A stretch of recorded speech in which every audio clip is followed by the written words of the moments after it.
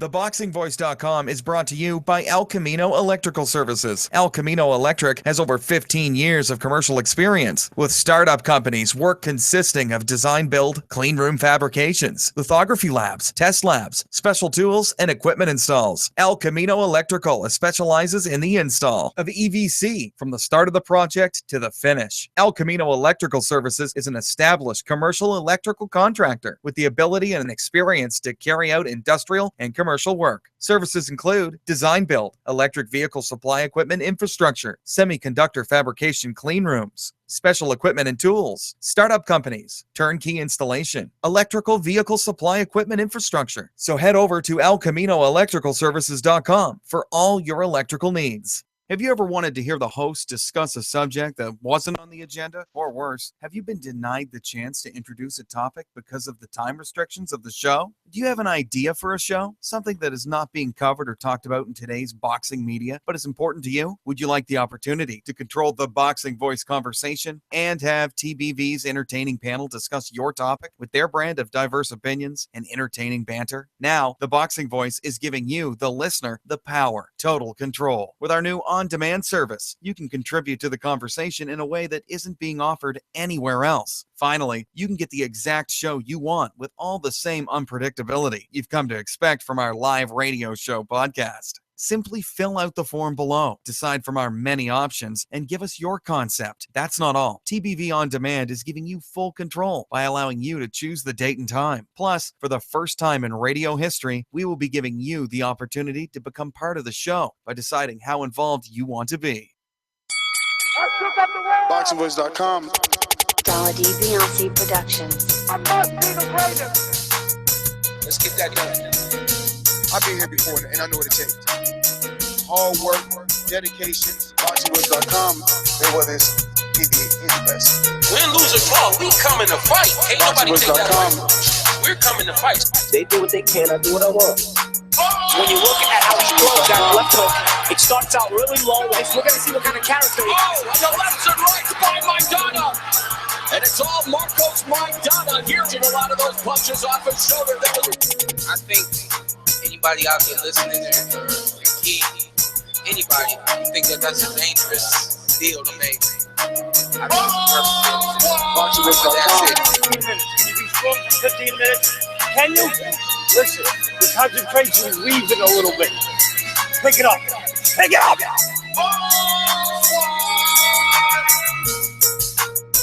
Some things about we got to deal with the body shots. I don't think you want to be that close to us. He's talking about letting the left hook go. Then you take the left hook. Let's get that done. Look, the fire's coming. Are you ready for the fire? Look, we're firemen. We are firemen. The heat doesn't bother us. We live in the heat. We train in the heat. Boxingvoice.com. Let's get that done.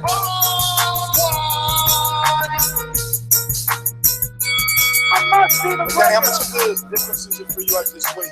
Yeah, I'm working out. I lost like 35. Everybody to the drink. Puerto Rico. Miguel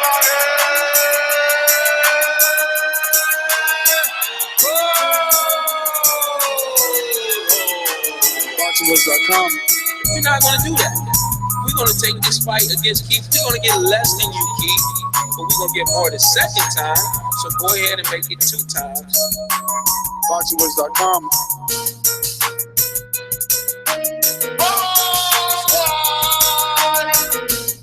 My job is to focus on boxing and going out there being the best that I can be. All right, you men listen to my instructions. Protect yourselves at all times. Obey my commands. I want you to touch gloves now, man. You're boxing at the bell. We're not place to go.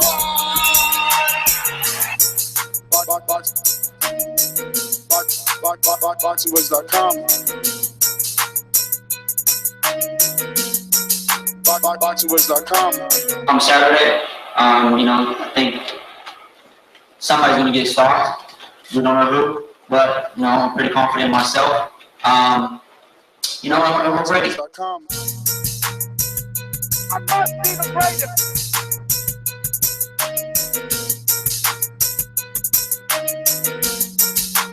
Boxingvoice.com. How could you not get excited with that intro? I'm pumped up. I'm ready to talk some boxing. I said I'm ready to talk some boxing. I hope all you guys are out there are excited as me. You know, so much to talk about. Adrien Broner defeating Ashley Theophane. Callum Smith with a huge knockout. Gervonta Davis continues to look impressive. Anthony Peterson back in the ring. Jay Leon Love stays in action. Just so much to talk about. Definitely got to remind everyone that we're doing a glove giveaway. Gennady Golovkin Triple G glove giveaway coming Sunday, the day after the fight. TBV is on track to give that away. Remember to head on over to theboxingvoice.com and drop a small donation. $1.40 gets you in the running. Any donation you ever make automatically puts you in the running for any of our giveaways. Speaking of giveaways, let me go to my pound for pounds list where you guys is at. Let me see. I got to pull this up here. But while we do that, let's go all the way to Corpus Christi, Texas, and talk to my man Mario Munguia here, nice and bright and early. It's me, Mario. What up, what up, what up? It is fitting that we continue our talks on what seems to be the most pro wrestling-esque fight that could be made in boxing today. All the drama of pro wrestling on the day of WrestleMania. So I think that that's a sign that this fight will happen. Let's do it. We will see. Really quick, got that pound for pound supporters list up. Quick shout out to my man Eric Cruz, Andre Jones, Corey Neal. I wonder if this is Corey from VA, man. If it is, shout out. If not, Corey, still shout out. Thank you. MK back on that list. My man DJ. And DJ, I'll be mailing you that Abner Mares shirt and book bag no later than Tuesday. Samuel Gilly, shout out to Samuel Gilly, made it to the pound for pound list. I'll be mailing you that Abner Mares shirt and book bag on Tuesday, no later than Tuesday. And then Kenneth Covington Jr. on the pound for pound list, and I'll be sending you that as well. Keith Ramsey, congratulations for being a pound for pound supporter of the TBV. And obviously Joey from Indiana. Thank you, Joey, for making it to the pound for pound list, obviously, and also for being the first one to cop an on-demand show and made such an impact, because that show is out there and it's running, Joey. And let me tell you, it has legs. The numbers are great. The comments are great. And the shares are also great. You picked a great subject. And let me just add this real quick. I had so many people hit me up on my email. I'm sorry, guys. Like y'all know I'm the TBV editor and I've been doing the job for a while, and I just completely ignore my personal email all the time. And it sucks because I corresponded with so many people through it. And so when I get back to y'all super late, I'm sorry, but I just saw right before the show, I had like 5 or 6 people last night or this morning or early this morning hit me up. They loved it. They thought it was awesome. They were really appreciative towards Joey. They loved how it was like unique to him, I guess. Like they were just saying how it was cool he was on and how he got to put his 2 cents in. And they thought he did a really good job. They were like, man, they thought he was like a new co-host. Like they were going that far with it. So you know, shout out to Joey, man. Shout out to last night. I had fun doing it. I'm glad we got to do it. Yeah, absolutely, man. Joey coming through. Last but not least on that pound for pound list, Neil White. And he's been on it forever. Neil White is just like alumni. He's everything. He is my hero, Neil White, you are. And really quick, remember to rate us 5 stars on iTunes. So from Rocky Del Silvia from the UK, 5-star review. He says, a must for boxing fans. I've been listening to the show for nearly a year now, and I've got to say that this is the best boxing podcast out there. I've been following the sport since I was young. Since I was a young boy back in the early day. Where am I? Back in the early 80s, excuse me. And the only shame is that I wish I had found the show much earlier, as it's the best way to stay in touch with boxing, with the boxing scene. The show covers fight cards from all over the world, and the international line of regular callers helps the show earn its name, the Boxing Voice. Massive respect to Ness, Beeb, Casual Fan, and Mario, who put in a huge amount of work to keep us boxing fans fully informed and entertained. Keep up the good work. Rocky from Essex, England. Thank you, Rocky, for dropping that 5-star review, and thank you even more for being from the United Kingdom. I thought you guys didn't love us anymore over there. Speaking of the United Kingdom, our resident Boston native, the one and only. He wants the title shot at the beat. He's not even ready. He wants the title shot at the beat. What's up, Mr. Gibbs? Mario, how's everyone doing out there? Good, having a wonderful weekend, topping it with a great show and with some great co-hosts, and I'm excited to have us all here talking boxing. James is supposed to be on, and so is Casual Fans, so we'll have a full house. How was your weekend, though, the Beep? Very, very good. Someone from the UK requested that I do a shout-out here because there's going to be a fundraiser for Nick Blackwell, and it's going to be at, let me get this, just the Fitness First Gym on April 19th in London from 5 p.m. to 7 p.m. And Dillian White's supposed to be there. There's going to be some signed gloves there from Spike O'Sullivan. Leon McKenzie is going to be there as well. And the money is going to go to Nick Blackwell. Everyone knows what happened in the Eubank fight. So that's going to be a great cause there. So I just wanted to shout that out for Emma Mac on Twitter. Absolutely, man. Always, sad situation whenever something like that happens. But we wish all the best to Nick Blackwell and wish them the best with, obviously, their fundraiser. That being said, we're going to go ahead and start switching into gear. If you're listening on YouTube, remember to hit that like button, that thumbs up button. Look, all you guys, you want these spontaneous shows. You want us to do all these shows and review all these things, but share this video. Get it out of video jail. Give this poor little video a home. Parole. Get it that parole. I know. Send it on its way, man. Put it on that train or that bus ride. Listen, I got some exciting news courtesy of our very own James Meyer, our resident fashion designer around here, and I am excited to tell you that, especially for the Mexicans, I'm just saying it right now. He did go with the Mexican one first, but he said every nationality or is going to have its own shirt. Everyone's going to be able to have their own flag, but the Boxing Voice, how do I say it? Do I say Boxing Voice nationality or ethnicity shirt? I don't know. The Boxing Voice flag shirt, but the Mexican one that he started with looks amazing. I can't show it to you guys, unfortunately, but yeah, you can share it. See, Matt, this is why, Matt, you got to get in studio, baby. See, Matt says the Boxing Voice heritage shirt. I mean, the kid is he's just always on point. So the Boxing Voice heritage shirt, but this is the Mexican edition. I mean, look, I'm not Mexican. Oh, wait. This is it right here? Yeah, but don't show it. You can't show it. I'm not going to show it. This is not ready. It's not ready. It's awesome, right? Yo, I'm going to co-sign it for all the Hispanic and Mexican-American fans out there. I promise you. This right here. It's going to go like hotcakes. This is going to be crack. To Beeb, you don't see it in the itinerary, Beeb? Beeb is dropping the ball. I love the shirt. He just wishes it was a UK shirt. No, we're gonna get a UK. I'm not Mexican. I'm gonna let a Mexican promote it, Ness. I gotta let a Mexican promote the shirt. We're gonna get a UK shirt, and we're also. Once I seen this, right away my next text to James was, "Yo, I can't wait to see the Dominican edition." Because this looks insane. But anyway, that being said, I got good news for all of you guys because I know that you're interested. I know that you are. And he said he should have it out by this week. So the good news is, starting April 8th, only from April 8th to April 12th, 2016, we're going to be giving all our TBV customers a special 15% off all your orders for those 4 days.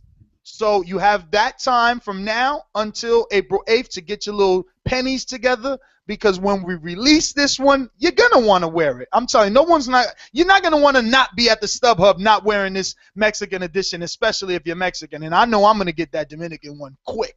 But 15% off only from April 8th to April 12th. And the coupon code, obviously, is going to be Happy April, courtesy of TBV. That being said, the number is 973-646-478-3068. Let's do it. It's time to get into this weekend's fun. And we have to talk about the one and only Adrien Broner coming away with the defeat over Ashley Theophane, 9th round TKO for Broner's WBA junior welterweight title that he lost on the scales for 0.4 ounces. Now, Broner looked good. He looked like the attacker. I actually got to come back home after going to D.C.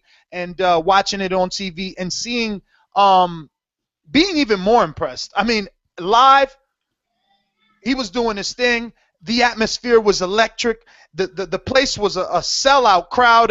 Somewhere, I think it was like 8,000. I'll get the number once one of the other guys go, and I'll give you the official number. But it was above 8, I believe.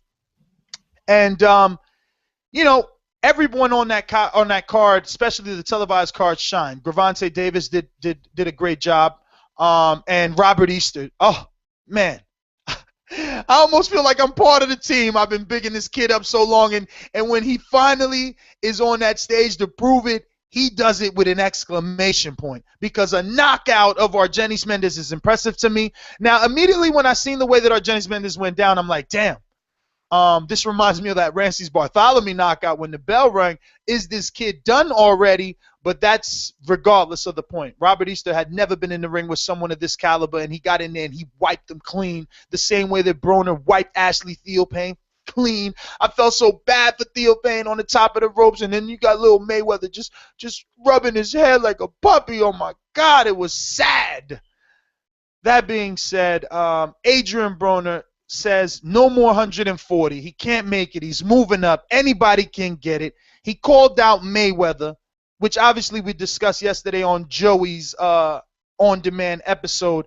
But, B, Mario, what did you guys think of this Spike TV telecast with Adrien Broner's headline? And just for the facts, guys, Robert Easter defeated by 5th round TKO in the lightweight division, Argenis Mendes. He stopped him with a TKO in the 5th round. Sweet, I believe it was overhand right.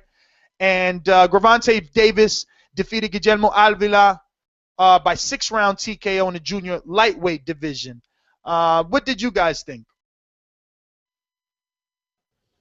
I thought it was a good card. I thought that, you know, the undercard fighters did very well. Robert Easter was very impressive, looked very explosive, very hard puncher at this weight class, big lightweight, big guy. So I think that, you know, he's got a lot of potential, man, a lot of potential. Adrien Broner definitely did what he had to do. He had the right opponent in front of him. But again, you know, Theopane came to fight.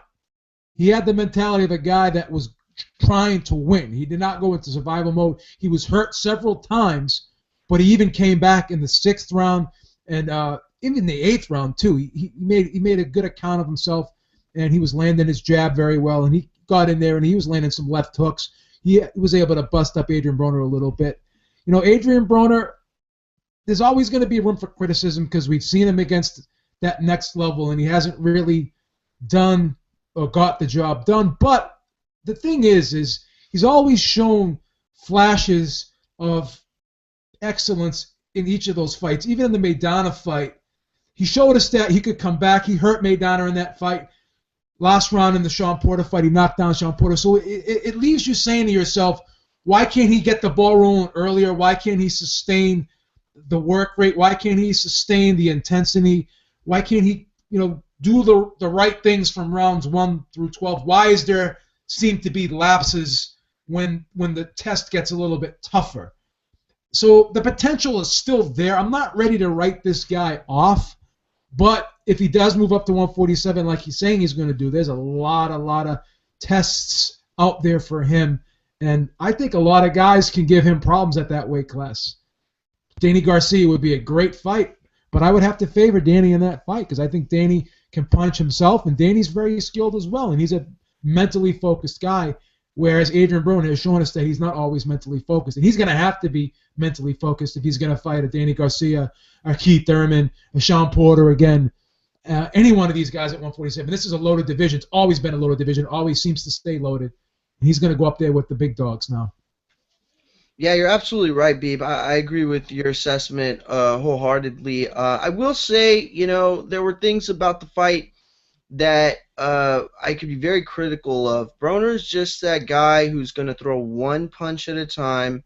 I had a conversation with one of our writers at the Boxing Voice, Matt Luzzy, and he had talked about the fact that, you could probably count how many combinations he threw with one hand. And what makes it so much worse was that those combinations worked. Like, why? It wasn't like, he was getting caught with, on the comeback or counter shots or anything like that. That uppercut, that overhand right into the uppercut, the lead to the body back up to the top with the hook, those were working. Those were punches that were, those were combinations that were working. He had no reason to abandon them. It just seems lazy at times. And Ashley Theopane, I had talked about on the show how this was something that, he was overmatched from the gate. Style-wise, athleticism-wise, skill-wise, everything. And this proved it. If Ashley watched one tape on Broner, he should have expected what happened on Friday night. He would have known that was coming, and yet he couldn't do anything to defend himself.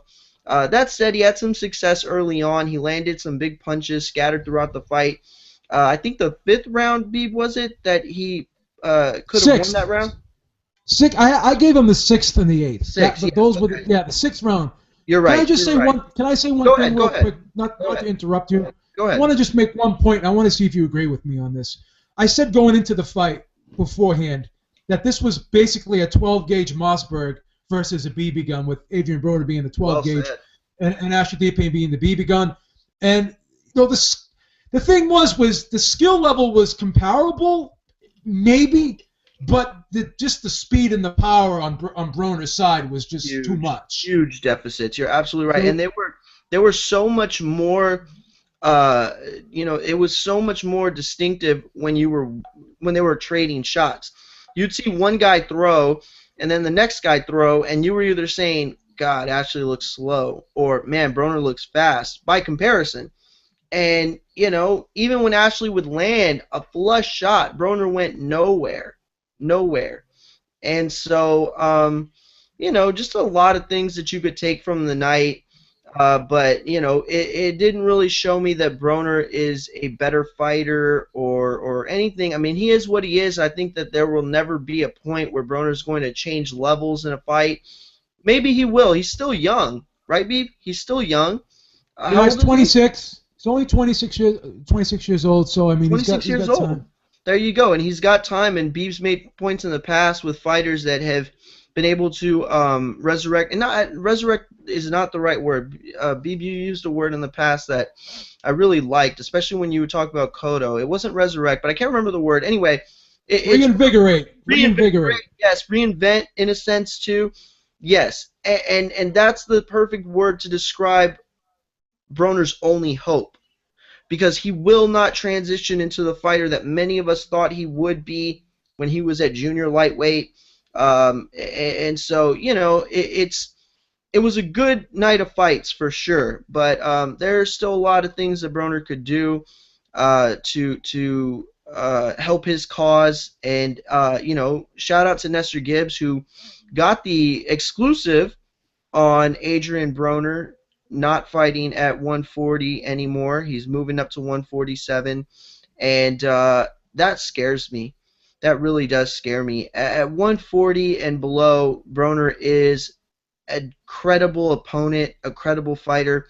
At 147, guys that he is better than skill-wise and athletically speaking can beat him. And we've seen that in the past, but who knows? Maybe he's finally grown into the division, and he'll have different results. As for Robert Easter Jr., nothing more to say than what Ness said. That was just a great debut in a sense. Even though it wasn't his debut, it was like a debut, like a coming out party is what I'll say. Great coming out party. Loved every minute of it. Gervonta Davis looked the part. Great night of fights. Not only that, though, real quick, one final point. I don't want people to make the mistake of thinking that Broner cannot punch at 147 because he hurt Maidana. He knocked Sean Porter down. So I don't think that the power will not translate up to 147. Even though Malignaggi, he's the type of guy that can hang in there. He knows how to roll shots. He stood up there.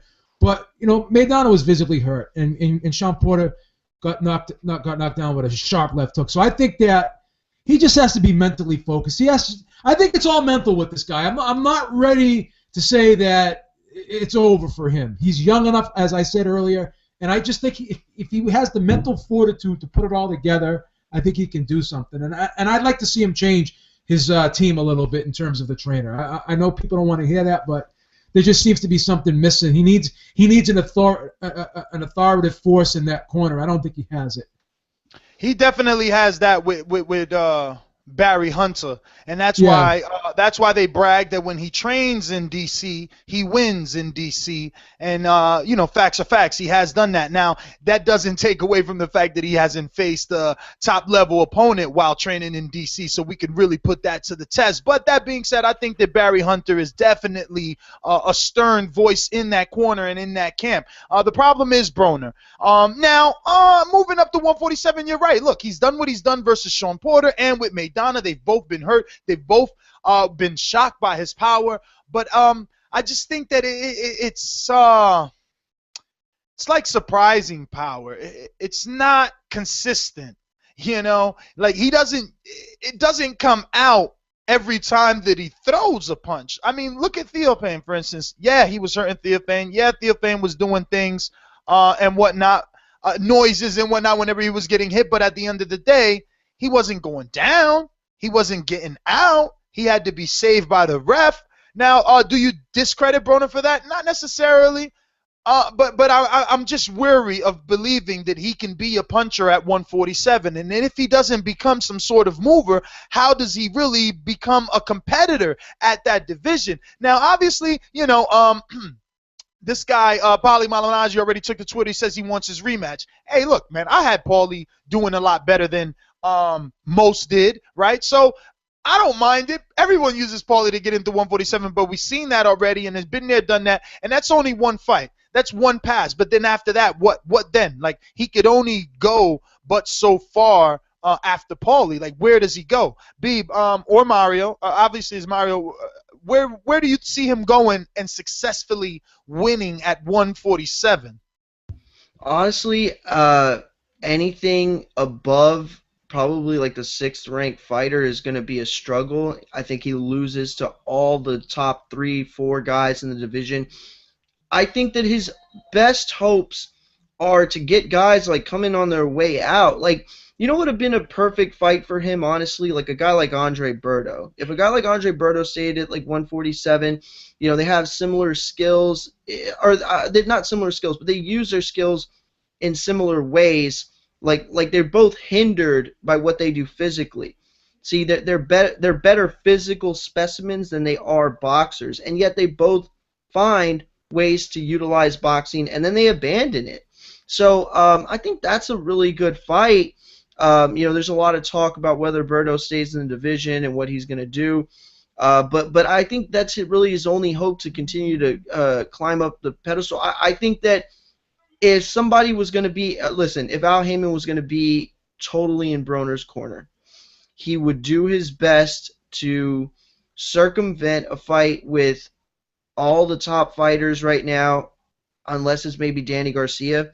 That's the only other route I could see. I think Beeb is right. A fight between Broner and Danny Garcia does a lot, and it's going to get the matchup gets less interesting as time passes. So they should capitalize on it now. Both guys are weaker at 147 than they were at 140, and so I think they're a perfect match for each other. But he's got to go those only 2 routes, I think. And I just want to bring up the fact that this whole thing is some sort of this whole beef between Mayweather and Broner. It's something that Mayweather has an issue with. He wants to be in the Adrien Broner business. He understands that Adrien Broner is a commodity, you know. Even though there are some, even in our chat right now, that say Nestor always brands someone a superstar. That's fine. Think what you want. But here is Floyd Mayweather a day after Broner's fight with Theophane, and now he wants to now promote Broner's next fight. But guess what? He wants to pit him in tough. It's either versus Sean Porter or Earl Spence, but he wants to promote it. Now, why do you think he wants to promote it, or why do you think he's even spreading that out there, like two hard choices for him? I mean, this guy's being kind of mean, man. I mean, you got to remember, Adrien Broner did say, look, he's my idol. I mean, Beeb, you laugh, but think about it for a second, right? Think about you know, meeting Babe Ruth, you know? He's your favorite baseball player. Every day you swing the bat. You made it to the majors, but you met Babe, and then you guys hang out. Then all of a sudden, behind your back, this guy's saying, "The Beeb, man, the Beeb's not that good of a home run hitter." What did I tell you a long time ago, though? Never fall in love with the fighter. Never think that these guys are gonna be this larger than life person when you meet them. Because you saw what happened when you were, you know, had some interactions with Adrien Broner. You saw how he, you know, went down. I'm not going to get into detail about that, but you saw, and I saw, and I was disappointed. But the interesting thing about Broner, this is the wonderful thing about Broner, if you're a Broner fan. Whether he wins or loses, he's still in the mix. He's still getting big fights. You put Adrien Broner on the title of your video, it gets a lot of hits.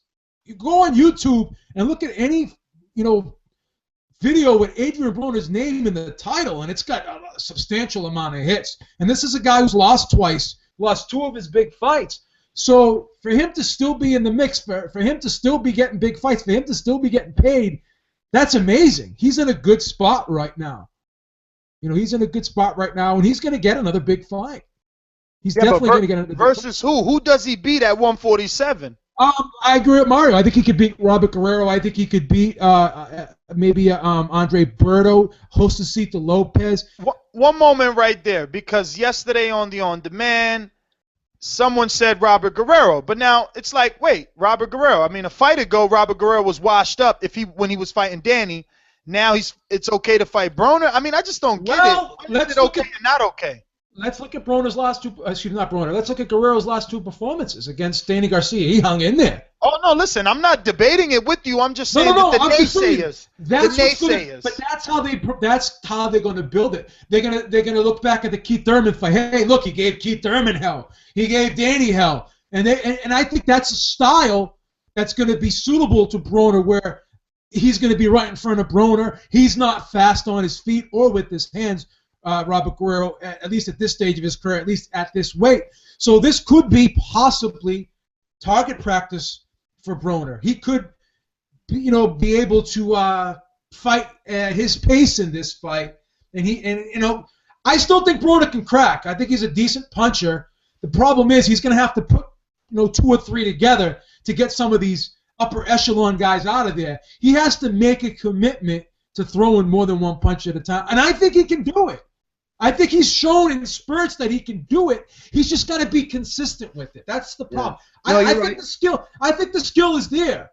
You know, you told me a long time ago that, you know, the guy could fight. You still think he's a good fighter. I was starting to waver a little bit, but I'm starting to really reassess my you know, opinion of this guy, because even in fights that he's losing or he loses or he doesn't look good, he still shows you in spots that he has that potential to do great things. Like he'll do good things. He just has to sustain it throughout the course of the fight. He's got to just be consistent all the way through, not just in spots. You know, let me for a second, real quick, get to both of y'all's points and kind of combine them. Okay, I understand where people are coming from, that they don't want to hear Guerrero's name or Lopez's name or Berto's name. I get that.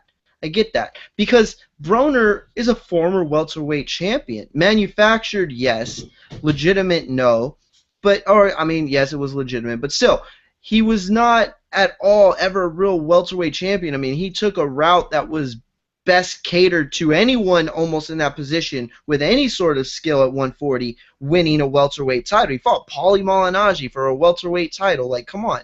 But the thing about it is that I am a proponent of guys who are moving up, officially moving up, getting their just due. Sean Porter, that fight was at 144, and Broner struggled. Broner is a guy who's going to need ample time and ample fights getting acclimated to the 147-pound division, and just because he had some flawed belt at 147 that was manufactured does not mean that he should be taken any different. If he wants a tune-up fight against a guy, and look, Robert Guerrero's not a tune-up fight. Get out of here with that shit. Amir Khan fought Luis Collazo with his 5th fight at welterweight. That was his best win. Okay, so we're not going to for a second criticize Broner for fighting guys like Berto, guys like Robert Guerrero, former welterweight champions, and you can build those fights and you can make them fine. But at the end of the day, I do understand the criticism from people who want to see Broner in there with a monster right away. It's the same criticism from people with Danny when he was fighting the catchweights and they wanted him to come up and fight Sean Porter all of a sudden or Keith Thurman. But you got to stay legit. I'm going to say it, man. Luzzy sent us the list, but Vasquez, he probably ends Broner's career at 47 right now. Yeah, I think so. Next fight, Broner moves up. Sammy Vasquez, I'll pick Vasquez. It'll be a great fight. Maybe Broner's agility would do something, but I think Sammy's consistent jab and piston-like right hand. Oh man, that's all nasty for him. It's over. All nasty. I'll pick a lot of guys over Broner right now at 147, but the thing is, if he fights Danny Garcia, that's a money fight for him. It's a big fight. He's gonna get paid. He's gonna get paid. And let me tell you something about that, Beeb. That is the easiest route to a Mayweather fight. Because Mayweather has been saying, only way back is Danny, only way back is Danny. Only way to intercept that would be to dethrone Danny of his 0. Yeah. And, Danny sometimes, isn't always busy too. But, that's going to be an interesting fight because Danny sometimes lays back in the cut too. But I think Danny will definitely take the lead in this fight. So that fight's going to be interesting. The big thing about that fight is seeing how Danny approaches it. Is he going to lay back? Is he going to be the methodical guy, or is he going to go right at Broner like Maidana did? Is he going to take the Maidana blueprint? Because Danny can do both ways. He can do it both ways. We've seen Danny. Yeah, but Broner can too. Because what if Broner fights Danny the way that he fought John Molina? Where, you guys didn't like it. Good point. You guys didn't like it, but he stood away from the power all night and he outboxed him. Good point. And Danny isn't the fastest guy, you know what I'm saying? So it's not like Broner cannot stay away. But Ness, let me ask you this question, and I think I know the answer to this. Don't you get the sense that when you watch a Broner fight, a lot of times, that he can do better than what he's showing? Because he does do it in spots of the fight. But he just doesn't, I hate to keep repeating myself, but he just doesn't sustain it. Do you think he's actually really shown us the best that he can be at? I just think there's a ceiling, and that ceiling only shows up depending on caliber of opposition. So you don't think it's more or less like Broner always likes to say when he loses he beat himself? Nah, so man, I'm not gonna keep saying that. Okay. It's something. Right. It's this weird alternate universe's fault, that Broner keeps losing. It was his girlfriend. But you know what it is, though? No, that's not what it is. No, that's what it is. No, listen, Beeb is saying that Broner's showing these glimpses of high-level boxing ability, and he is. Go back and watch the fight. There were moments in that fight where Broner was, if you blur your eyes a little bit, he looked like a high-level boxer, and what happens? He abandons it every time. No. He sticks to one punch at a time, and he doesn't finish the fight that way. And he's done it in so many other fights. Beeb's absolutely right. He's shown glimpses of the kind of fighter that he can be, but can he sustain it through 12 rounds? I don't think he can. Go back and watch that Maidana fight, and I got to commend him for the way he finished that fight. He finished that fight. So actually, I gave him the 12th round in that fight. Take away those 2 knockdowns, and maybe he's fresher going into the later rounds. Maybe his mentality is different. I hate to make excuses for the guy, but I just get the sense that he could do better if he just, screwed his head on right. Well, we've seen it. We've seen it. You know what I'm saying? And before I was ready to write him off 110%. But I just see certain things that he can do. He can punch. He's a very sharp. He's an accurate puncher. He's got good timing. When he wants to box, he can box. When he wants to, fight a smart fight, he can fight a smart fight. I just see more in him than what he's shown. I'm not saying he's going to beat Danny Garcia. I'm not going to say he's going to beat those guys, but I just get that feeling he can do better. I just get that feeling about him. Listen, I believe he could do better. He looks the part, and he definitely knows how to play that part. And I want him to get there. But the fact still remains that history shows us that whenever he steps up in level of opposition, he just can't get that win. He has to try, but he hasn't.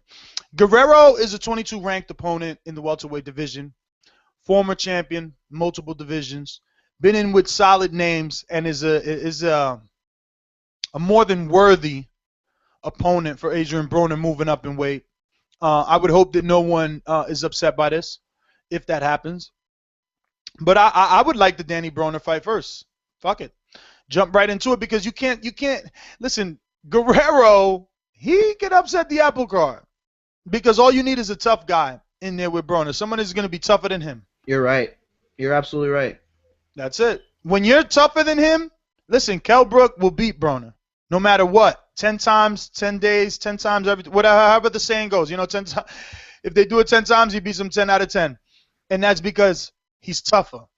He showed that in that Porter fight. Porter showed that he's tough, because even in that loss, he kept trying, but Kell Brook was just too big.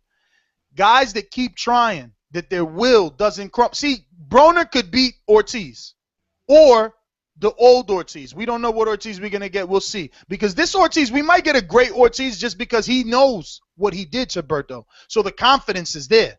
No, you're right.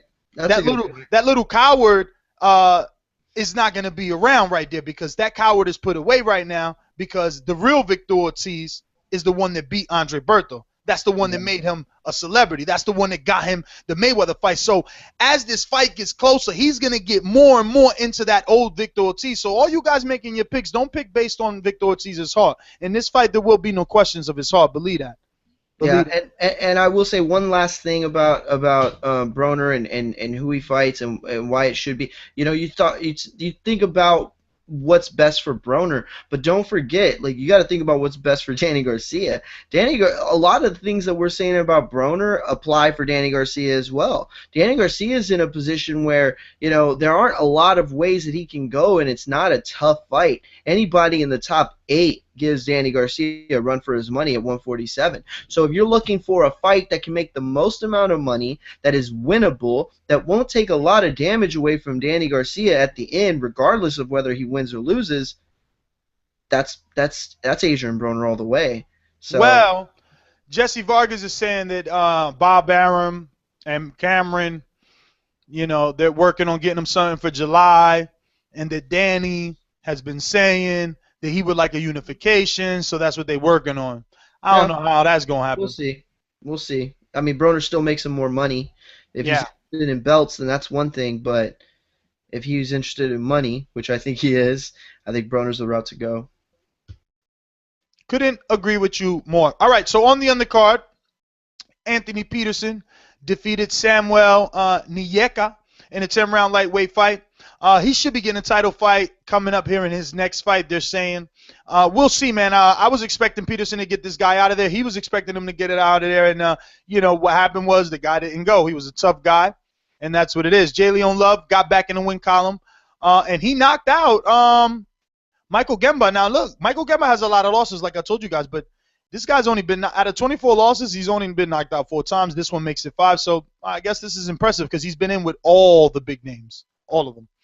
On Estrella TV, Manuel Tino Avila, he defeated Rene Alvarado by 10th round unanimous decision in the featherweight division, and Gilberto Gonzalez defeated Luis Acero in the 6th round TKO, by 6th round TKO in the welterweight division. On Saturday, Unimas Francisco Santana, he defeated Ed Padres by 10-round unanimous decision in the welterweight division. And on Integrated Sports, a fight that we're going to talk about is Eric Molina knocking out, right? No, he defeated Tomasz Adamek by 10th round. Oh, yeah, he did. He knocked him out. 10th round KO. Yeah. Now, we're going to stop here because JP, the politician, loves to talk about Deontay Wilder and his opposition. And a lot of people like to talk about Deontay Wilder and his opposition. But here goes Deontay Wilder's opposition knocking someone out. Now, I know there's going to be people to call in and say, oh, Adamek is washed up. He's done. Maybe. And usually that's what you do to guys who are washed up and done. You knock them out. Bums can't do that. Beeb, did you catch this one? No, I didn't see that one, but I saw the UK fight. Did you watch the UK fights? We did. We're going to get to that. We did. Mario, did you watch that? Yeah, the Molina fight. Listen, I mean, there was a lot of people that were saying that coming into this fight, Tomasz Adamek had, a lot to prove, and this was the guy to do it against. And I was actually excited to see this fight, even though, like, I was, being, like, kind of like a snob about it on social media, But there was a part of me that was like, this could be cool. This could be an interesting fight. Eric Molina is a guy that's always been able to crack, right? He's got pop. I mean, you don't get a resume the way that he has it without getting at least some pop. And, Tomasz Adamek, say what you want, but he is battle-tested. He has been in the ring with some of the best heavyweights in the last era, whatever that's worth. This was a big win, I think, for Eric Molina. I mean, this completely turns his career around. And don't get me wrong what I'm saying. I'm not saying it completely turns his career around like he's like a number 1 or number 2 contender at all. What I'm saying is that Eric Molina was virtually, heading towards non-existence. I mean, this literally, he was hanging on by a string, and it was the Tomasz Adamek string, and he used it, enough slack on that to, prop himself back up. But the way that the knockout came, I mean, it was so beautifully set up. I don't know, and Eric Molina didn't really, they didn't really talk to him about it, at least in interviews that I heard. But if you could make the case that that knockout was coming and that he was prepping for it, I would believe it. I really would. The way that he was shooting from distance and then coming in, I think Tomasz Adamek fully expected Molina to start to fight on the inside. He set him up perfectly, and that beautiful right hand, I believe it was, right? Molina's. Yeah, I saw the knockout. Obliterated him. I mean, definitely one of the knockout contenders of the year. It has to be early contender, obviously. It was just beautiful from every angle you saw. Just picture perfect, right down the pipe. He was behind on the cards too, wasn't he? He was behind on the cards. Yeah, a lot of people were saying that he was going to lose that fight on the judges' scorecards, because I didn't get to see the judges' scorecards, but a lot of people said he wouldn't have even won the fight had he won the last. He was way behind. He was way behind. That was great. And listen, in a division, and I know we're about to talk about the other fight, so I won't jump ahead, but in a division that needs people to step up, we're building a lot of stars really quickly in the heavyweight division. That's why it is quickly becoming on the rise, because guys like Luis Ortiz and Tyson Fury, these guys just, boom, from one day to the next, they are legitimate contenders to be stars in the sport in the heavyweight division. And what do they need? They need contenders to get them from point A to point B, Hell yeah. Klitschko, listen, then in between fights, Golden Boy right now is licking their lips. You're right. They already got with Eric Molina when they used to promote Chris Arreola. Then Eric Molina went on to fight Chris Arreola and fight now Deontay Wilder. Now get this win. They need him for Luis Ortiz. Need him. Where's Luis Ortiz going right now? He'll be ranked number 1 by the IBF after this fight, Eric Molina. Yeah, but IBF loves to rank guys. No. But let's be realistic. Where is Luis Ortiz going next on the Golden Boy side of the world? Nowhere. I don't think anyone wants to fight. If Tyson Fury doesn't say yes, which Tyson Fury has nothing to do with Golden Boy, so he doesn't have to even entertain an offer. What do they have on the HBO side? I'll tell you what Tyson Fury did say about Luis Ortiz. He said no one knows who he is. That's what he said. He's not impressed with. He says he probably can fight, but guess what? He goes he couldn't even sell. These are his words, so don't attack me. He said he couldn't even sell out in Cuba if he went to Cuba. I would say that if I was Tyson Fury too. Like, why would I want to get in there with a puncher? Exactly. No, and Ness is absolutely 100% right. Where's Luis Ortiz going? I mean, listen, this guy had a prime HBO date, and he couldn't find anyone to fight him. Anyone. This guy was going down the list. I mean, I think I got a call to fight Luis Ortiz.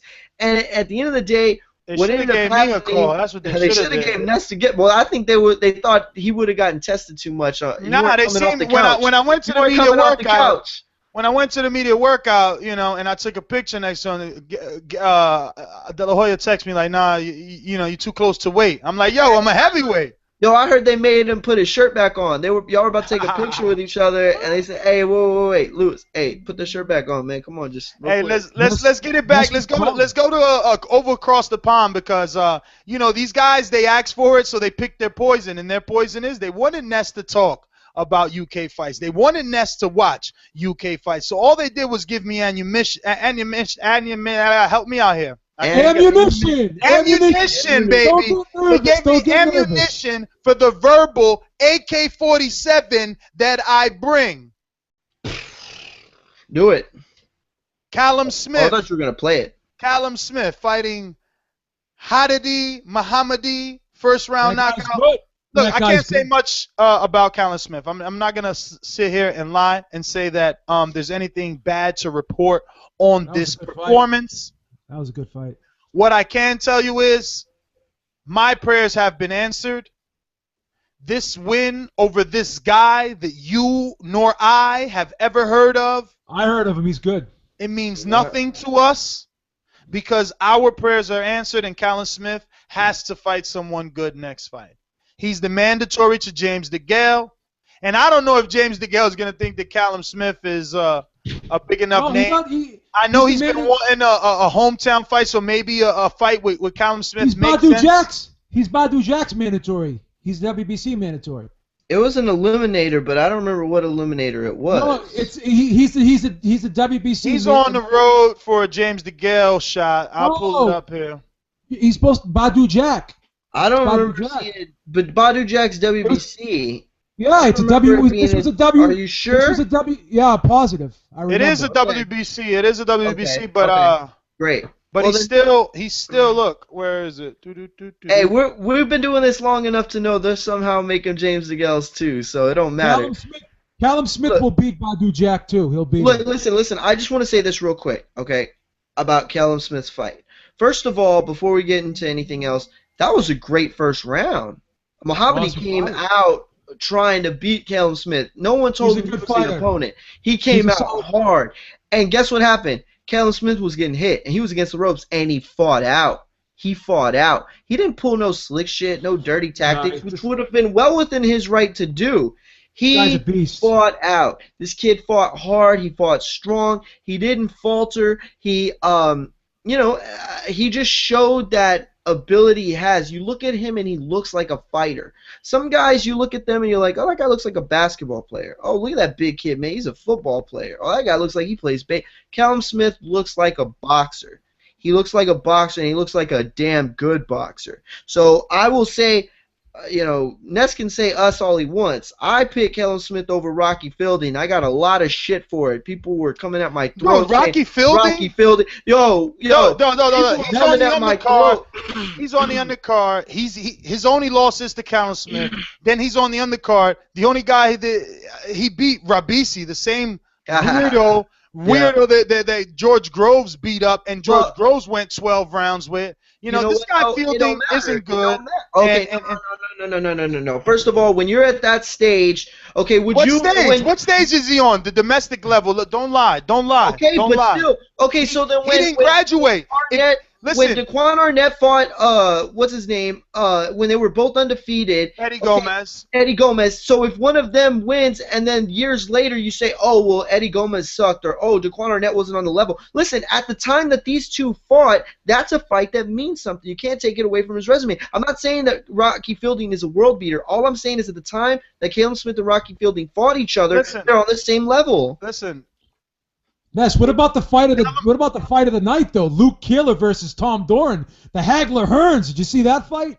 Yeah, I seen it. Davey Boy, Davey Boy Essex, shout out, baby. Yeah. Now he's giving Ness the UK fights now. Real quick, Ness, finish your thought. I want to hear what you're saying. Go ahead, Ness. I'm sorry, I didn't mean to interrupt. But I lost it, baby. Listen, all I'm trying to tell you, Ness, is that you got to respect Rocky Fielding from Callum Smith. That's what I was going to say. I'm sorry. Okay, go ahead. Sorry. That's what I was going to say. Look, technically speaking, Fielding has a better resume than Callum Smith. He beat Adrien Broner. And Vera is bigger name than anything Callum Smith has done. So Callum Smith only biggest win is Fielding. But that's what I'm saying. This is what we get over there. A lot of tossed salad. You know? It's a lot of tossed salad. They build their fighters the same way we build ours. You know what I'm saying? It's a process. Don't lie. Our guys don't stick around and they haven't fought a guy until they're a mandatory. Like, stop, man. Just stop. We don't have to stay stuck on this. This is not a big enough fight to stay stuck on. I'm not getting into that. You're right. Yes, you know what? Yes, you're right. I mean, because these guys are nobodies. It's like, look, you're bringing up Tom Doran. Like, how many people know who Tom Doran is? Let's Ness, this is our job. We're going to be that guy. I promise you. We're going to be. Listen, you're going to have spontaneous shows on Callum Smith in a year. I promise you. I'm not denying that. Listen, Callum Smith is in the 168-pound division. Beeb was right. It's Badu Jack, not James DeGale. But the point is, he's not getting that Badu Jack until Badu Jack and James DeGale fight each other. So he's still going to end up in the road. We would have done something on Earl Spence a year ago. You're right. He's the mandatory now. Dude. James DeGale wants Badu Jack, man. I talked to Eddie Hearn, baby. It's going to happen. Don't worry. I'll tell you what, but Mayweather has Leonard Ellerbe said on Wednesday that these two are fighting so that the winner can face each other. And the WBC is going to credit Mayweather the same way they would a Mexican fighter. So they're going to give him what he wants, I promise you. That's right. They're not going to lose that sanctioning fee from a TMT Promotions. No way. Make another point. Want to hear another fun fact? The Nick Blackwell Chris Eubank fight on Channel 5 in the UK did 3 million views. 3.2 million views. Yeah. Isn't that impressive? Well, I mean, that just goes to the point that we've been making for years. UK boxing fans are the better fans. Yeah, they are. They know how to support. I've always said they need to be over here. I'm not saying there's anything wrong with the fans. They just don't have good eyes. Ness just doesn't like driving on the wrong side of the road. I mean, you know, listen. We're gonna get another champion. We're gonna get 2 more champions, though. We're gonna get Callum Smith, and then we're gonna get freaking Anthony Joshua. We're gonna have 2 more champions pretty soon. I'm just not into waiting to the very last minute to find out if a guy is good. I'd rather know. You know, before Callum Smith fights Badu Jack, I'd rather know who Callum Smith is. Let me what do you call it? Marinate, right? Marinate that fight.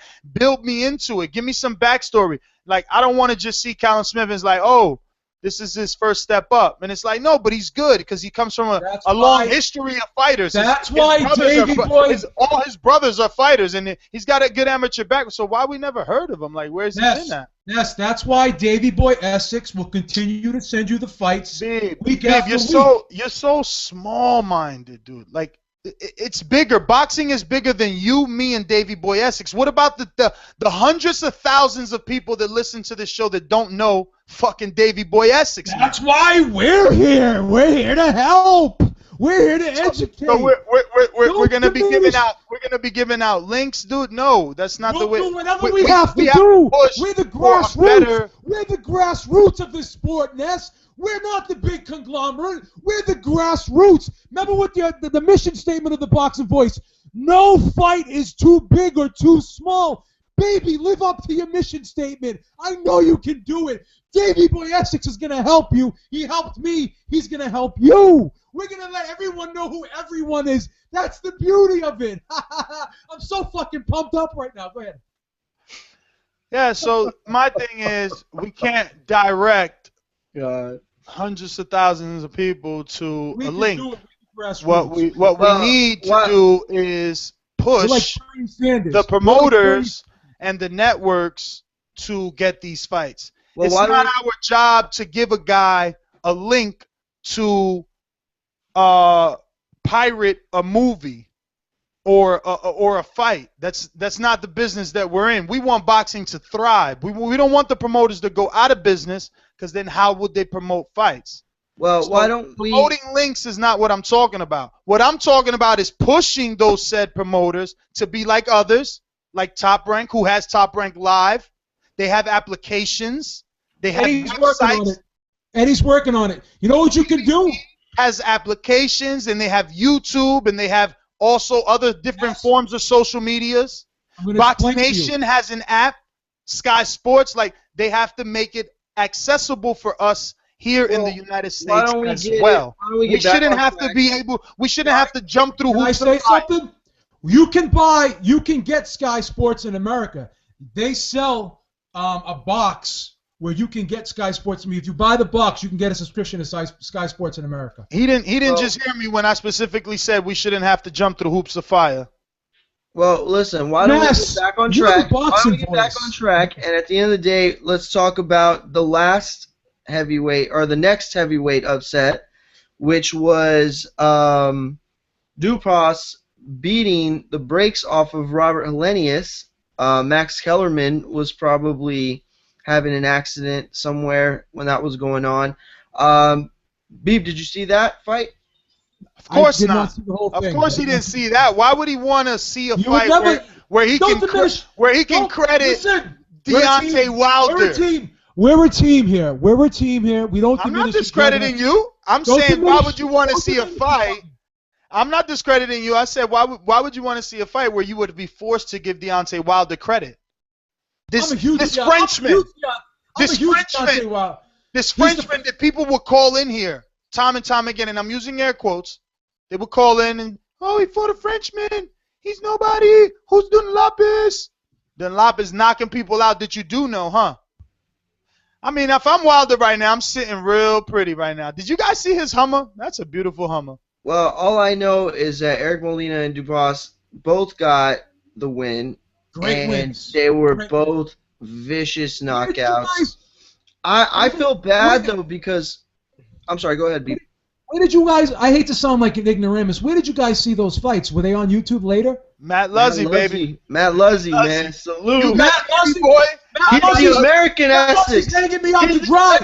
Matt Luzzy's what set me up. Now, I set Ness up with Davey Boy. Ness don't set me up with Matt Luzzy. Hey, One ain't supposed to watch the other. You set me up. You set me up, Ness. Let's be honest, Beeb. It took Davey Boy, like, I don't know, 3 years. He just started sending me fights this week, and you can ask him that.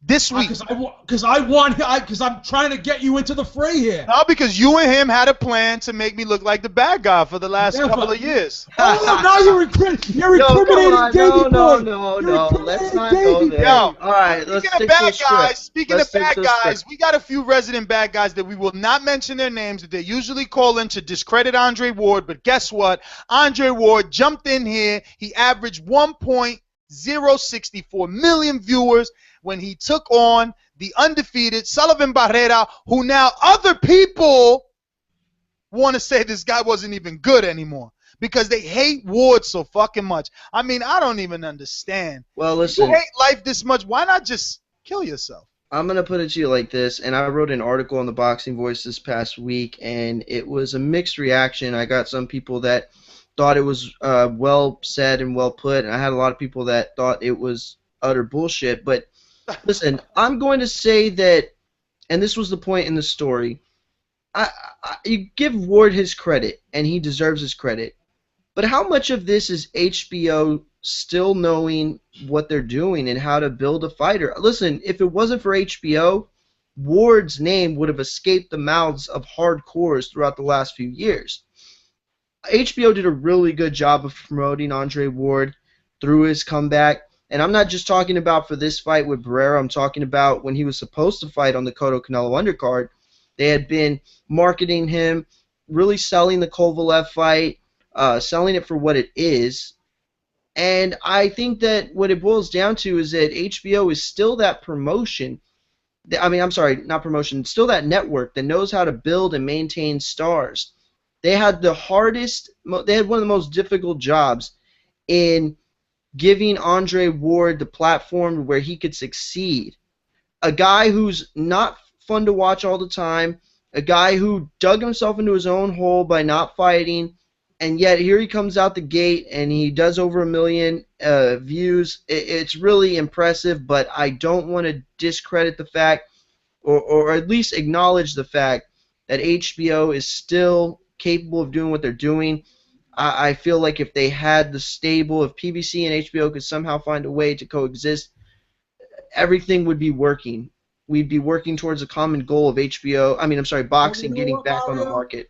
You know what, Mario? And I've been saying this for a long time, and I was like criticizing HBO a little bit because I've always been a huge Ward fan, and I've been criticizing HBO for not pushing him earlier. But you know what it really took, in my opinion, and this is just my opinion. He had to say, "Hey, I'll fight Kovalev," before they started giving him this push. That's what that's just my opinion. I'm not saying that. Point. I'm not saying that's fact. But as soon as he verbally committed. As soon as he verbally committed to that Kovalev fight, then they really started getting behind. You're absolutely right.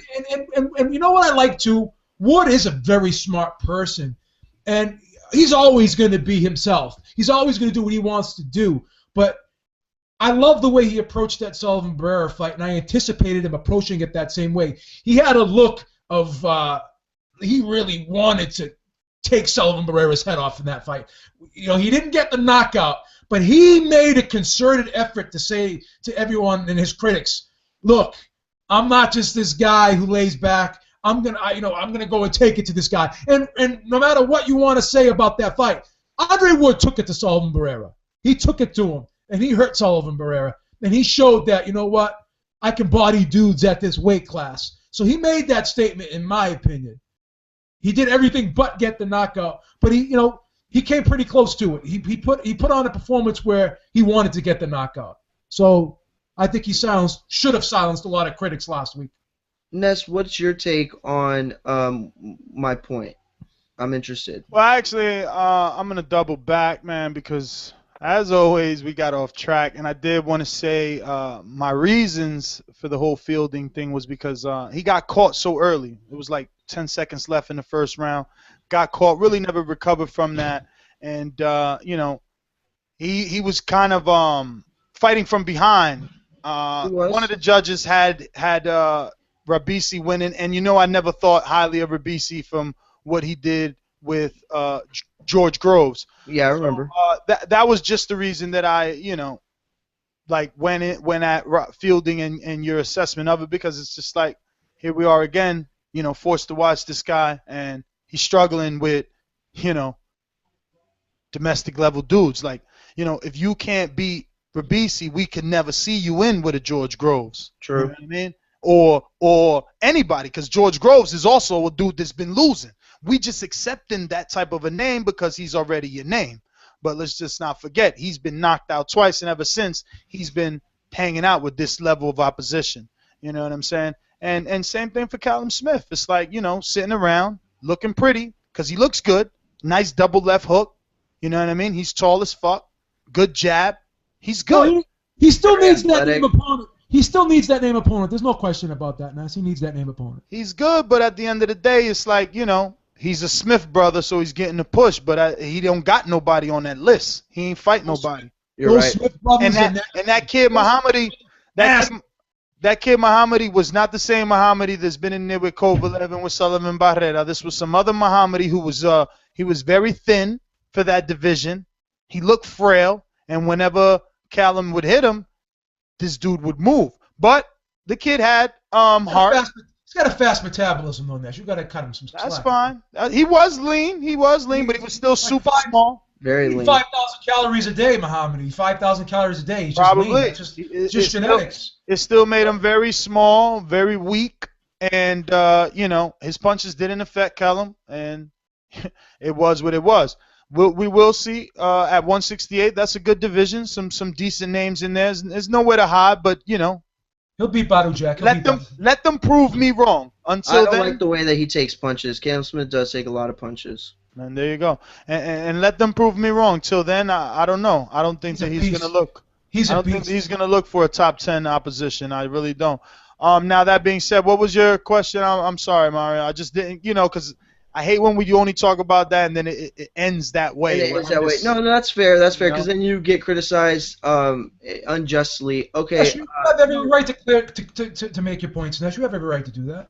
My question is that, and I wouldn't even really be asking if it wasn't so split down the middle, but I feel like the Ward number could be credited maybe slightly more to HBO, still knowing how to build and maintain a star, as opposed to Ward's actual influence commercially in the. Are you asking this? Yeah, I'm asking. But are you asking like genuinely, or are you asking because you're trolling? Like I don't really. I'm asking you genuinely. Like, why would his numbers have anything to do with HBO when all they've done is put him on there as an announcer? They didn't even take his BET fight that only did 300,000. No, this is all him. This is all him. Yeah, that's why they came out. Stephen Curry didn't come to the fight because HBO was there. No, but to Ness's point, he's been on this platform for how many years now? I mean, he's been an HBO fighter for a while now. So, like, why all of a sudden did it just? Well, I think it goes to your point. I think it goes to your point. Well, I agree. I think that they really pushed this fight. I think, and let's credit Rock Nation. Let's credit Rock Nation. That's a good point. Wait. What do you mean by they really pushed this fight? First of all, Lukey Boxing was out on the ground on this one, and he said they dropped the ball. Various news outlets said that the promotion was bad. What? It wasn't nothing. It wasn't. I was on a couple of conference calls where questions from local media was asked to the promotion, Rock Nation themselves, like, yo, why y'all not doing nothing locally? Why y'all going up? And on top of that, the day of the fight was also a day of a big event in that same location in Oakland. Yeah, but you're talking about venue numbers. I'm talking about HBO pool. I mean, he was on Real Sports. Okay, yeah. They gave him 2 segments in the time that he signed back to HBO and the fight of the Barrera. Okay, all the commercials. They had commercials throughout every outlet. TNT. Every movie I watched on HBO, I saw a Ward Barrera commercial after they pushed it before and after it, and then I saw all these videos on YouTube with Ward here, Ward there. I mean, I'm not saying Lukey knows more than me about it because he lives about there. The local scene, absolutely, but it just seemed like there was a lot of attention put on this fight, more so than any other Ward fight in recent years. That's just my opinion. I'm sorry to keep cutting you off, Mario. Go ahead. No, I agree. Listen, all you're doing is saying exactly what I was going to say because listen, I'm not going to challenge Lukey at all. He knows far more than we do. But I think everything he's saying is in terms of about that area. Yeah, exactly. So, but that's fair. Both of y'all's points are very fair. I take them both very. I just saw a lot of commercials about that fight. I mean, listen, 1.6 is nothing to cry home about. I mean, it's around the average, right? Well, it's good I think it's a good number. I think it's a good number for Ward. I really do. I think it's what every fighter's doing on HBO. Crawford just did this. Golovkin just did this. Guys are doing this. It's nothing. Well, it's not. Well, let's just put it this way. It's not bad. It's good. No, it's not bad. It could be worse. Absolutely not. But it's not something to make a big deal about. No, you're right. It's not like 1.8 or 1.5 even or anything like that. It's not 3.2. It's not 3.2 like what Eubank did. Yeah, but Eubank was on regular TV, bro. He's on Channel 5 in the UK. Like, you got to report shit correctly. No, I know. It's a country the size of California. I am reporting shit correctly. I mean, but if the fight is on regular TV and it gets 3 million. You have to say it's on regular TV and it got 3 million. Like when Danny is on regular TV and he does 3 million. In a country that has 350 million people. And that's understandable. That's understandable. But the fact still remains: there's TV and there's premium television. Those things need to be reported. Absolutely. All right. But it's still very impressive for a country the size of California. I agree. Thinking of doing some shopping? Need to buy that last-minute gift? Take advantage of Amazon's already extremely competitive pricing and very fast Prime delivery that doubles as Amazon's own Netflix service. Bookmark our hyperlink at Thaboxingvoice.com/Amazon. It costs nothing, but whenever you use it, we receive a small kickback that is used to produce new content. Remember, ladies and gentlemen, we got Mother's Day coming up. Use that Amazon link to support the Boxing Voice. We're going to go ahead and open up these phone lines. So when you hear that Amazon commercial, you know the phone line's coming up next. Alden from Phoenix, talk to me. Been a long time, brother. Where you been at? I know, man. I've been busy, man. I was just thinking about today, man. Like Miss Smith and the boys. I got a call, so we're getting going through some life drama. You know how it is, man.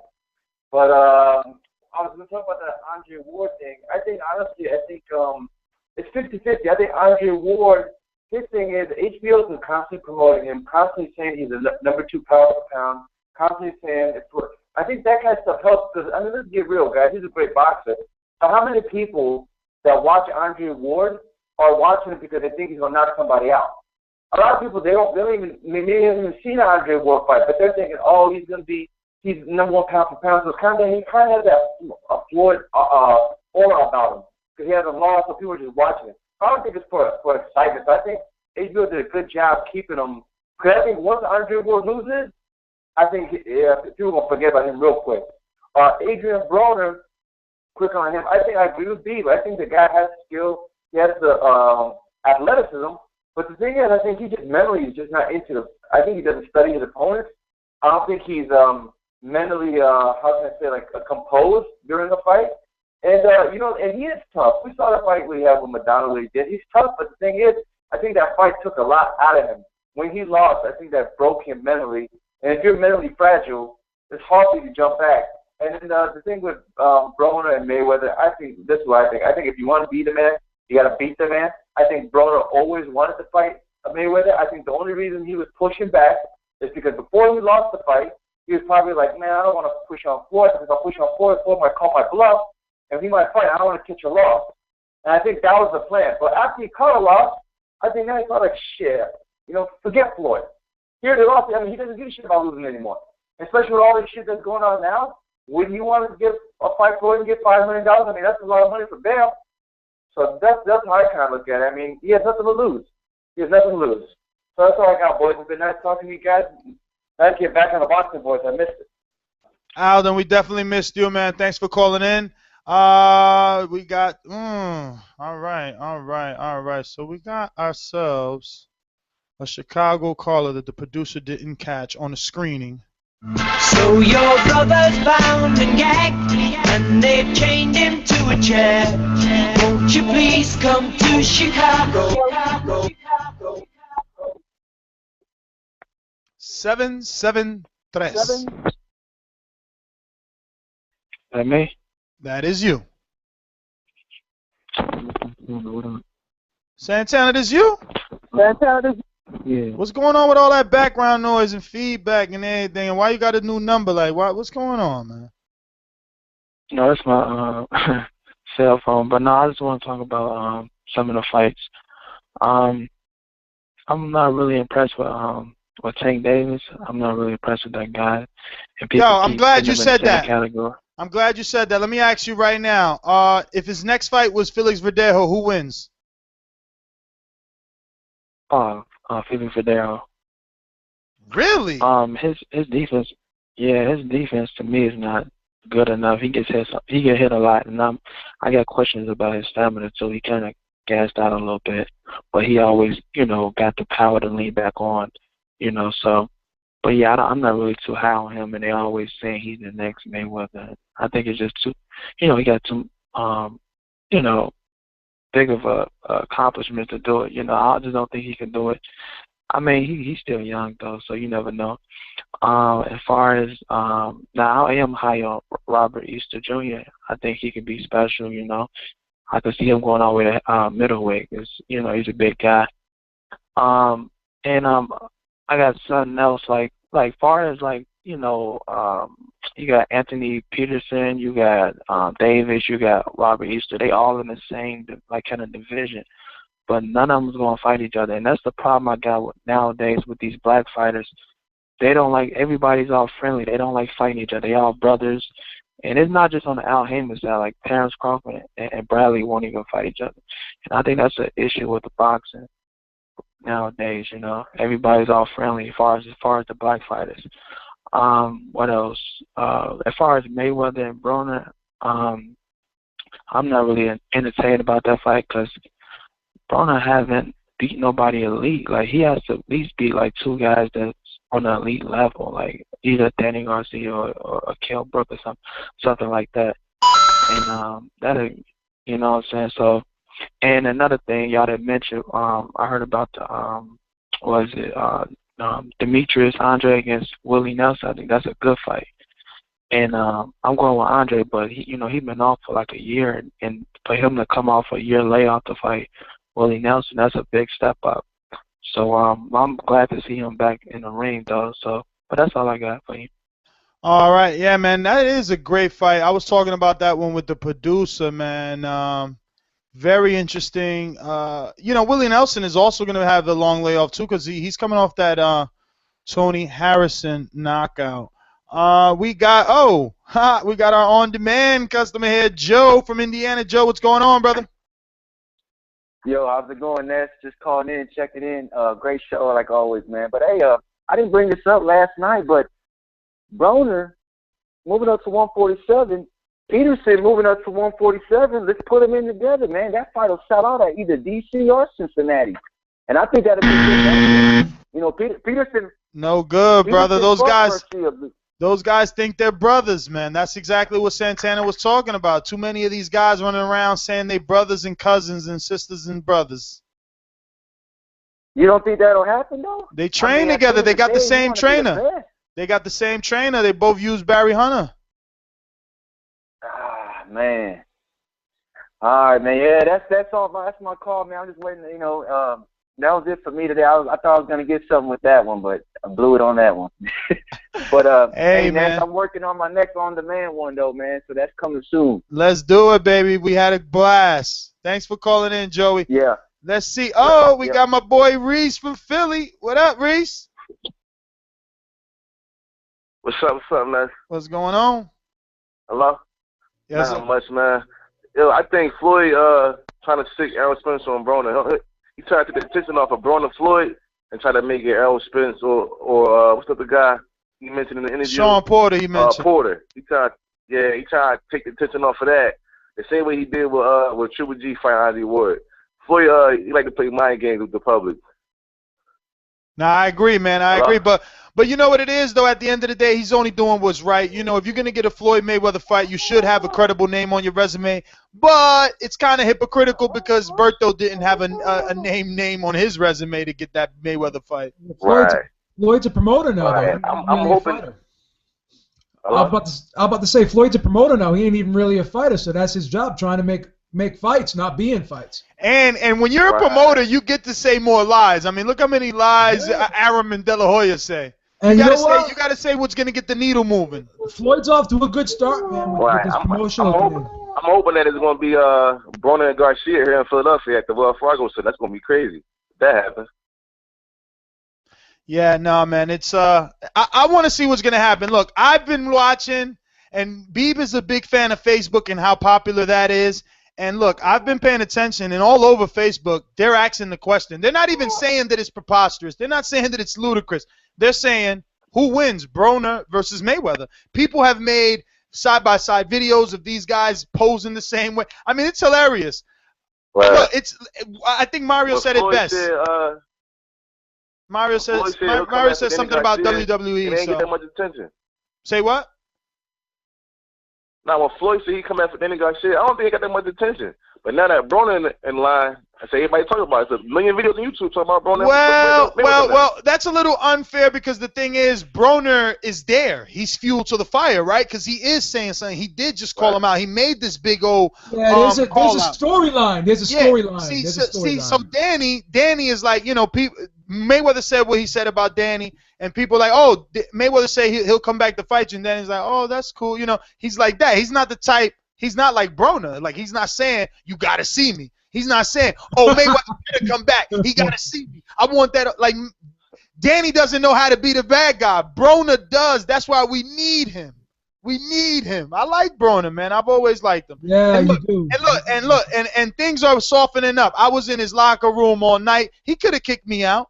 Did he say hi to you, Ness? Did he say hi to you? Did he give you a handshake? We absolutely did not speak. And every time he looked at me, I swear to you, I even told my girl, every time he looked at me, I put my head down because I ain't even want him to kick me out. You know what I'm saying? I know how to, like, think about it, though. Think about it. Like, crazy. You craziness. But think about it, Beeb. Like, you and I, if we don't get along, I mean, where do I get the audacity to just show up at your house? Like, why am I there? And that's basically what I'm doing. So I'm in his locker room, like, so whenever I would see him like gaze up, I'm like, I turn my head. I gotta give you credit though, man. Like if you when you're down with somebody, you're down with somebody. I mean, I gotta give you credit for that because I would be mad at that dude if it was me. That's just me. Listen, man, I understand this shit happens, man, and I think that he's grown, man. I mean, look, all that footage that I got, I'm glad he let me get it, and maybe you guys will see for yourselves that he might be changing. I mean, look, Floyd Mayweather made that statement that Broner was an alcoholic, and I didn't even believe that. I thought that Floyd was just going in his bag, being very mean, but then I got the footage of Broner, confessing to his mother that he stopped drinking. So it's like, yo, this kid really had a problem, which again only makes me say fucking Mayweather ain't really cool, man. Like, if you're my idol and my friend, why would you put my secret out there to the world? But let me ask you this question. Didn't all this stuff start after Adrien Broner said fuck TMT? But it don't matter. Beeb, look, you and I go at each other. I could say fuck you right now. Does that mean that you got to tell the world all my secrets? I love you though, Ness. People don't realize I really love you. Yeah, man. and that's what friends do. They love each other. That's all I'm saying, man. I'm just trying to teach people how to be friends. That's all. If people ever heard our fights, they would be like, dude, what the fuck is up with them dudes? Is that they didn't come up the way we can. They too fucking sensitive nowadays, man. You can't say nothing to people nowadays, you tell them, Ness. You tell them, Ness. Too sensitive, dog. But look, it's just uncool in my opinion. You know what I mean? It's uncool for you to, especially if it was true. I mean, for it to be true. Ness, you're starting to make sense now. I like when you make sense. Yo. Like I can see you calling me like if Beeb goes out there, he's like, oh, Ness is a cokehead, and it's like, man, fuck, I ain't no cokehead. And those that know me know I ain't no. But damn, if it come out that I am a cokehead, you ain't shit. I told you that in confidence, and you put my business out there. Like, I could never do that. You ain't nobody's friend. You ain't nobody's friend if you're doing that. I could never do that. These people get wrapped up in all these titles and stuff, and it's like, oh, okay. No, whatever he says, he's still right. I'm brainwashed. Floyd is right. No, it don't work that way, man. If you my friend, you keep my secret to the death. Anyway, let me get the mic from New York. Yeah, what's going on? What up? So I definitely agree with you as far as like keeping certain shit to yourself. Like my darkest secret, if I'm an alcoholic, you don't speak on that. You know what I'm saying? That's probably a good friend. So I agree with y'all. But overall, great card. And shout out to that dude, Joel Cueva. That's his name. Shout out to him for the On Demand show. He gets applause and points for that. But good card on Friday night. I'm definitely gonna do my homework on Robert Easter because I hadn't seen him really fight before. But I heard his name. My boy at work kept telling me. Yo, this dude is a new haggler. So, I was impressed. Gervonta Davis, again, dope. Ness, good looking out on that footage that you put up on the Twitter timeline of Broner talking about him, kicking alcohol. That was an aerial video. The dude got really emotional. He was tearing. Like, he even teared before that. He teared for another reason. I forgot why, but he broke down for another reason. I don't remember. His brother. There you go. So he broke down for that. And I was like, wow, okay, he's having a moment. I hear that. And then when his mom was there and he went to hug her and he acknowledged the fact that he stopped drinking for her.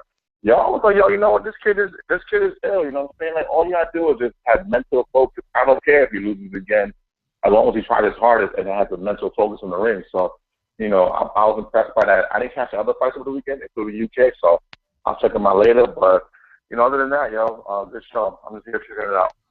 All right, brother Mike. Thanks for calling in, man. Let me go ahead and give Joey his coins and applause for that on-demand show. We're going to get to some other callers here. We got to get to some alumni. Shaking things up. Sticking in the New York City area, heading to Queens, QB. Word up, son. Word. Yeah. To all the killers and the 100, I got you stuck off the realness. We be the infamous, you heard of us. Official Queensbridge murderers.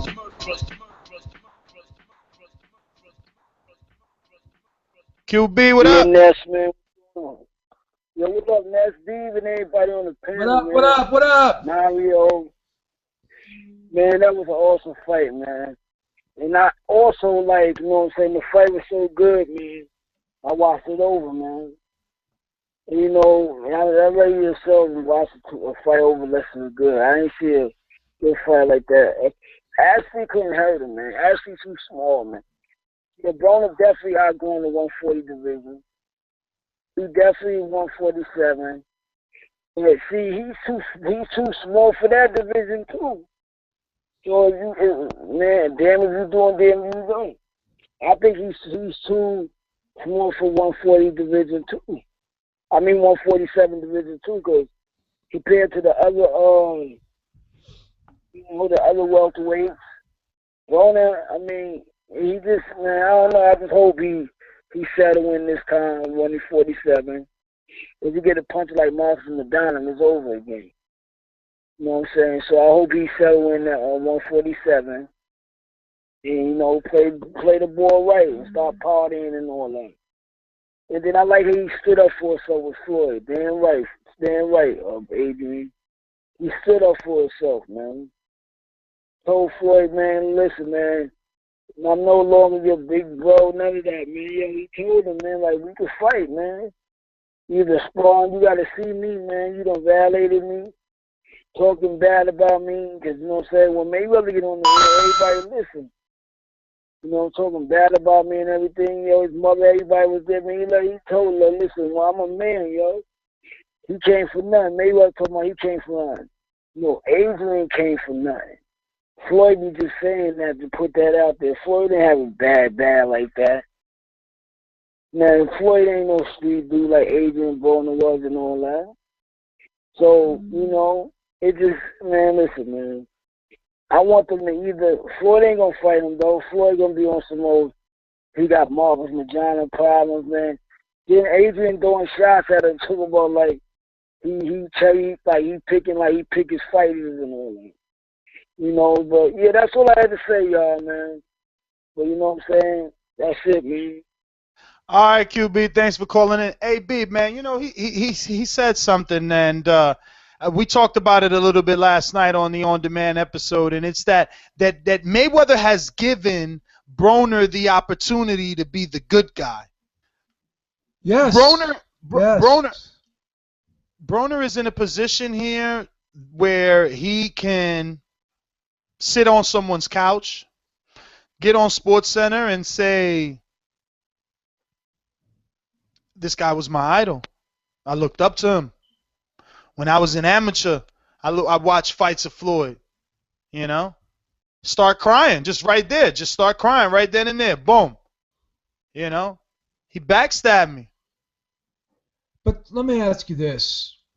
Does that show kind of a character weakness on Broner that, like, he needs somebody else to be his mentor at this stage of his life? Like, he's 26 years old. I don't think that he needs anyone, but you know, I was interviewing again. I bring up Top Dog Williams. I was interviewing Top Dog Williams over the weekend, and when Floyd passed behind me and acknowledged Williams, go and watch the video. He went ape shit. When Floyd acknowledges you, it doesn't matter who you are. It doesn't matter that you've been on TV. He's the best at what you do. Let me ask you this, though. Like, do you notice a different Floyd now? Like, Floyd seems like a lot more laid back. He seems a little bit more pleasant. He's talking to people differently now. Do you notice that about Floyd? Do you think Floyd is kind of settled into his manhood now? Now he's inching in on 40. Do you see a different Floyd? I mean, Look, man, I do. I'm going to be honest with you. I do. Beeb, they're saying check your mic. They're saying you sound bad. So I don't know, man. I don't think that Floyd has noticed it. I don't think that he sees what sort of an impact he has on these fighters, and until he does, it's not going to be good. You know what I mean? He doesn't understand that they all look up to him, man. They all look up to him, and they all strive to be him in a sense. You know, he's the pinnacle. He's the unicorn. He's the guy in the sport that's made the most. Like, he's that standard. You still sound very bad, Beeb. Very bad. It sounds like, I don't know, like Darth Vader or something.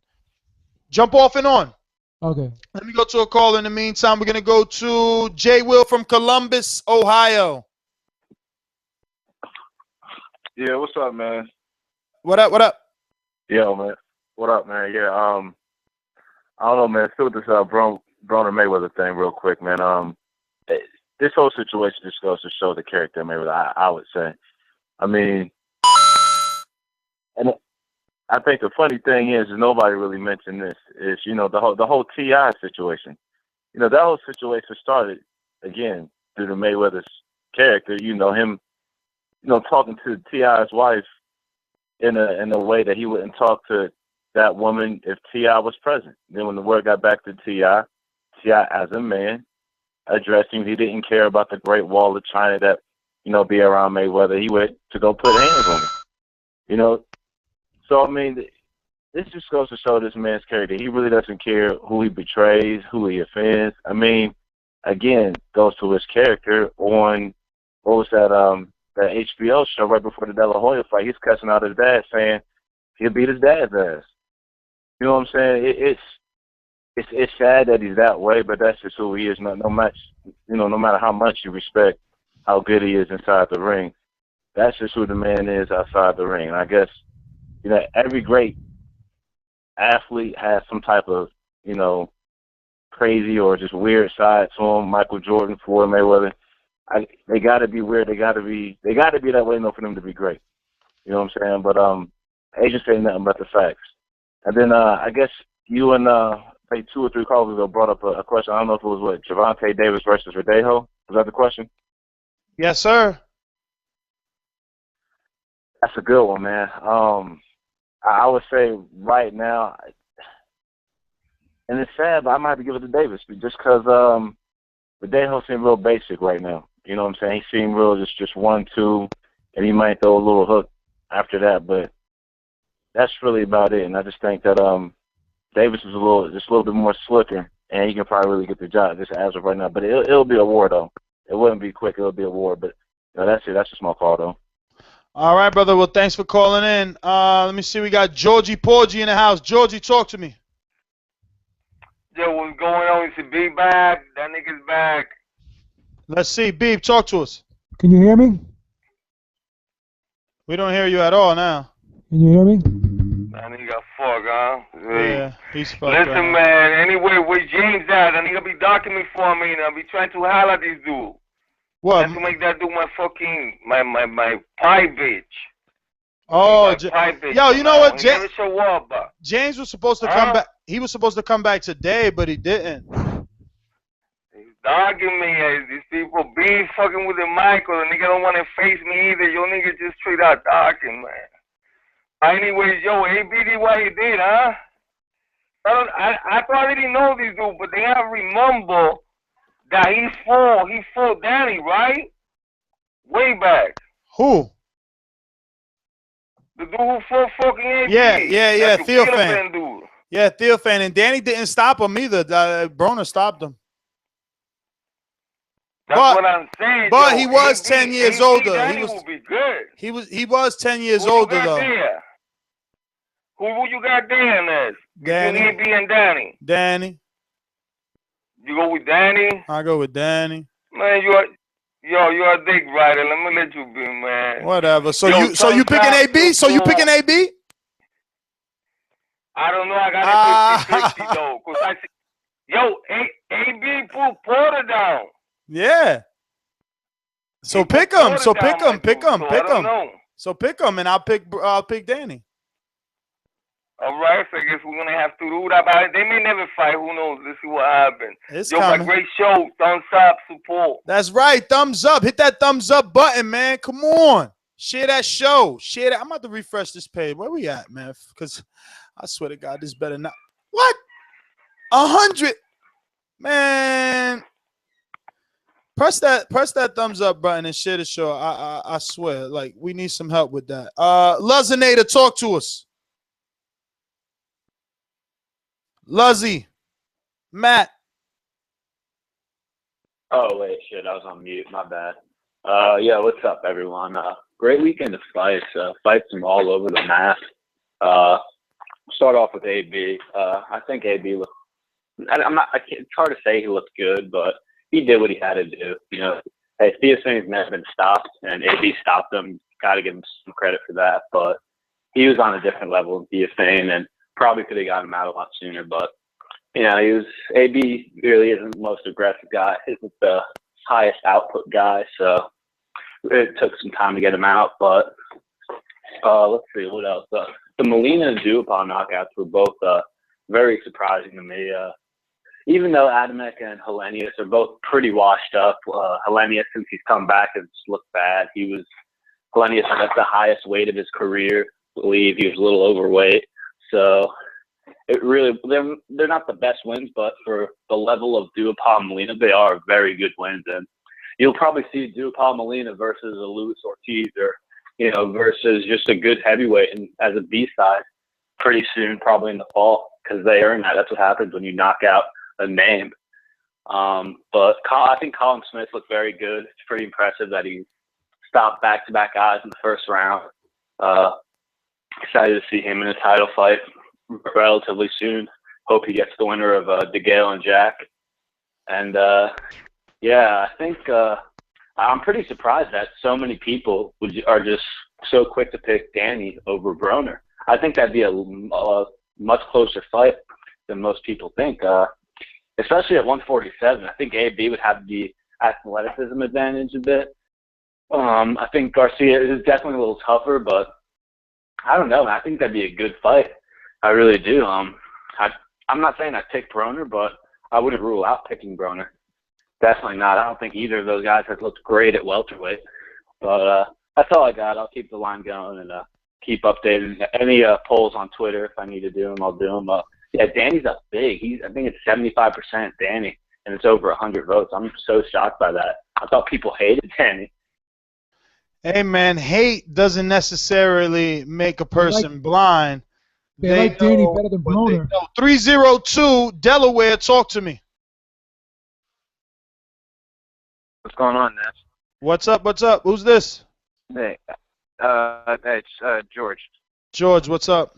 I don't know what's going on, Mario. I don't know if he's still there. Yeah, it was a great set of matches over the weekend. I saw the ending of the Callum Smith fight. I've never actually seen him fight before, but he looked pretty damn good. And they're saying that he's I guess he's light heavyweight, so I guess his main fight would be with Body Jack, but I don't know. From what I saw, the last bit of what I saw, I don't know if he actually would beat him. I mean, like someone mentioned earlier before, he does get hit a lot. I don't know how much he would last for that. The Adrien Broner fight, I mean, nothing really surprising there. I mean, everyone pretty much knew he was going to win that fight. But the calling out of Mayweather, I don't think that was probably just for show. It was probably actually a pretty good promotional plan, because when you think about it, I mean, for casuals, Adrien Broner is kind of a big guy, even though many people don't really know, that he's lost when it comes up to stepping up. He's just like that big world star hip hop kind of figure. So they'll probably see that and say, Floyd, you should probably call him out and accept his challenge and whatnot. But of course, like we probably think that, that's blasphemous. It's not really going to happen. But when has knowing Mayweather, like, what really rules that out, you know? So, but as for a future fight for Adrien Broner, I think his best chance would probably be a Danny Garcia fight.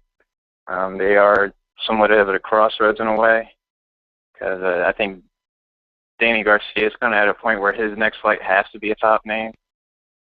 So I think that works out. And one final point, I'm not really a big Broner fan, but one thing I always gave him props for was always going out to take up the big fights and never really stepping down from a challenge. And I think we as fans kind of have to, lighten up when guys like this take a loss. It's not like the end of their career. And when we ask for them to step up like this, losses happen, and he bounced back. So I think just lighten up. He's also off the guy. He's gonna make mistakes. I don't even think he's not even 26 yet. Same age as Canelo. So that's my call. All right, George. I think we have been pretty cool with Broner losing and stuff like that, because we keep accepting him and his fights. Very fair with him. On air. So I think we come out. We're gonna go to Little Rock 501. Talk to me. Hey, how you brothers doing? First time calling. Ladies and gentlemen, making his professional debut. This is Norwood, the hardcore casual fan.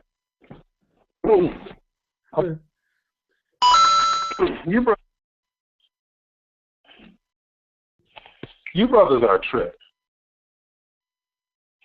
Can you hear me? You are breaking up, man. Hold on a second. Yeah. You brothers are a trip. Let me tell you, the Boxing Voice, I looked for months for a boxing-oriented talk show. And when I found you guys about 8 months ago, I stopped looking.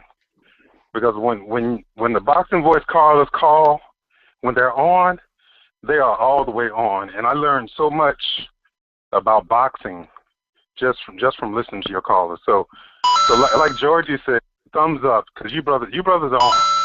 And Ness, when I come to New York, probably in June, I'm looking for you, man, with my TBV shirt on. I'm gonna be looking for you. I'm just coming up there for business. I'm gonna be looking for you. But just to get to where I'm calling, like I said, when the callers are on, they're on. And when they're not on, they're talking crazy. I'm 50 years old. Y'all not helping Broner. And if you look at Broner's life and what he's doing, and compare that to the lives of previous boxers and previous successful boxers, Broner is on a trajectory that does not come out well. And y'all are not helping him by enabling this type of crazy behavior, man. Mario, you're talking like a casual commentator. And I've met people who say something when they're younger, and they have to stick. They keep saying it, regardless of what the evidence shows, because they need what they say to be true. And that's what you've done with Floyd Mayweather. You need Floyd Mayweather to be a villain. You need Floyd Mayweather to be a bad guy. So anything that happens, you try to turn it to that. I mean, it was more evident yesterday when you talked about, when you quoted Floyd, but you didn't put out the whole quote. And then you talk about then you say that Floyd is lying when he says things like, he wants the best for Broner. Because the part of the quote that you left out is that Floyd said, look, I didn't have a Floyd Mayweather to talk to me when I was coming up. I didn't have that. And that's all he was trying to be, the person that he didn't have to Broner. When he's critical of what Broner does or what Broner says, He's trying to help Broner. He's not being critical. He's not being. I'm sorry. I'm sorry. Bitch. What is your name? When he says, say again. What is your name?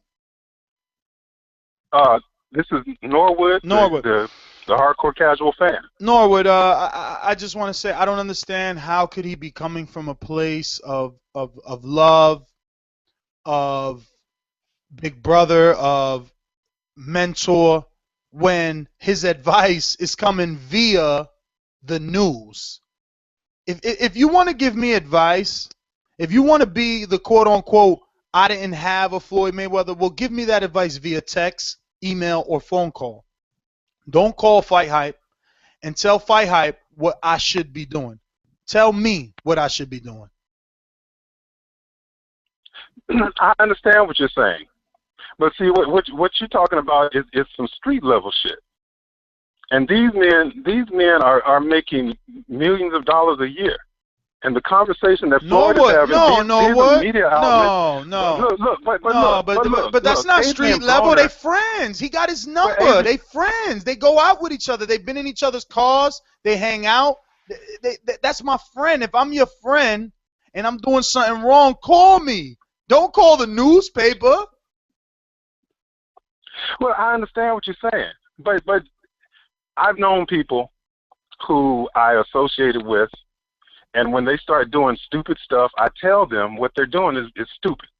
Now, if they really care about me, they can take my advice, and it doesn't matter what form. We're in 2016, so the Twitter people are having actual conversations and building relationships from social media. And that is the dynamic that we're living in now. If he has an interview and he says something about Broner, Broner needs to listen to that interview. And if Broner hears him saying something derogatory toward him, then he can respond. But Floyd didn't say anything derogatory toward Broner when he said that when they asked him about the Walmart incident, he told him, I think he's hurting himself. And he is hurting himself. But y'all don't look at it like that. You look at Floyd. You look at Floyd. You don't ask yourself, is what Floyd saying true? Is Broner hurting himself? You say, well, Floyd is hating on Broner, and then Broner comes out talking about how Floyd doesn't want somebody to get to his level. I mean, that's the stupidest. That is the most asinine statement a person can have. Floyd giving Broner a blueprint on how to be successful. Broner takes his own blueprint on his own route, and then you criticize Floyd for saying, look, man, I'm trying to help you. If you don't want my advice, which he also said, I tried to give him some advice, and he rejected that advice. Broner is running around with his growing up street hood buddies, doing all his little jet set lifestyle, and if he wants to know how that ends up, he needs to talk to Evander Holyfield about having babies all over the world and how that's worked out for him. He needs to talk about. I mean, even back to Jack Johnson, who was a heavy drinker and killed himself in a car crash. What the hell is Broner doing driving around in a car inebriated with some woman? I mean, that's stupid. And that says to me that the people he has around him don't care about him. Because if me and you and I are boys' nest, and you out there, you doing the show, you're being successful, you got too much to drink, and you get in the car, I'm like, no, you're not driving, man. This is not happening. That's what somebody who cares about you does. They don't let you get in the car and say, go ahead, AB, go ahead and hit that. I mean, that's stupid, man. But like I said, I appreciate you, brothers. I appreciate the boxing voice, and in the immortal words of Georgie, great show, thumbs up. Peace. Norwood, man, thank you for calling in. Truly appreciate it. We always love when we get first-time callers. We hope you continue to call in. You made some great points, and you know what? I can admit when I'm wrong, and maybe you're right. Maybe Floyd is coming from another place. Maybe he really is coming from a place of. Is it tough love, Ness? Is it tough love? Maybe he's coming from a place of caring. I wanna ask my guys on YouTube. Do you hear the beep? Because the beep is talking over there, but I don't hear him. So let us know on the YouTube chat as we take this other call here. We have the only. Who is it? Oh, alumni. Ladies and gentlemen, I'd like to introduce to you a young fella, and he comes from the Magnolia.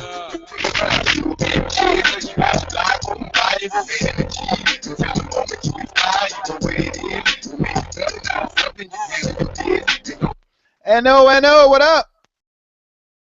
Whoa, we down, baby. What's going on? The interstate. Yeah, man, I'm on my way to Odessa, Texas right now, man. Know what I'm saying? Chopping the slab down, you hear me? But look, man, I want, see the lad caller, but I feel what he was saying, you know what I'm saying? Because with Floyd, I think Floyd did hire that dude, man, behind the scenes or whatever. He gave him some advice a couple of times. Well, Floyd was down bad for putting that out there in the media like that. But at the same time, I don't think dude was in it. And Floyd went in, you know what I'm saying, which everybody knew that Broner was drinking already. I don't think that was no big old secret like that. He in the club, wilding out, you know, everybody knew what happened. We ain't got to talk about all that, you did. But he made that one statement, that dude talking about he ain't drinking no more. You know what I'm saying? So, I mean, he ain't really had to do it like that, but seemed like some good shit coming out of it, you hear me? So, now I'm saying, I mean, Floyd needs to start handling shit better than that, but fuck it. If at the end of the day, that elbow Broner out, you dig? Because the way Broner gone, though, because I'm from the street, you know what I'm saying? I grew up in the hood, man. You dig? I made it out. And the way Broner gone, dog, I've seen a lot of cats, bro. From where I'm from, man, them boys either enjoy their head bust over, you hear me? Tampa style. You dig? You know what I'm saying? The shit he putting up? Come on, man. Even that incident he ain't none. His little partners around him, they supposed to handle that. What he doing handling that? They supposed to handle that, man. Don't they supposed to be getting in no shit like that? If he go to jail, everybody go under. You know what I'm saying? That's right. So I don't know, but I think he need to check his circle. As he lost in my China fight, all them little cats wasn't around. Where they was at? Now they bang around talking about yeah. I don't know, man. From where I'm from, though, we look at it all like that. You know what I'm saying? And man, Broner got to tighten up, dog. He got a lot of potential. Like Broner in the position to make millions of dollars, like dog. You know what I'm saying? He got a walk life. That's just how it is. You know what I'm saying? You can't be a regular dude no more.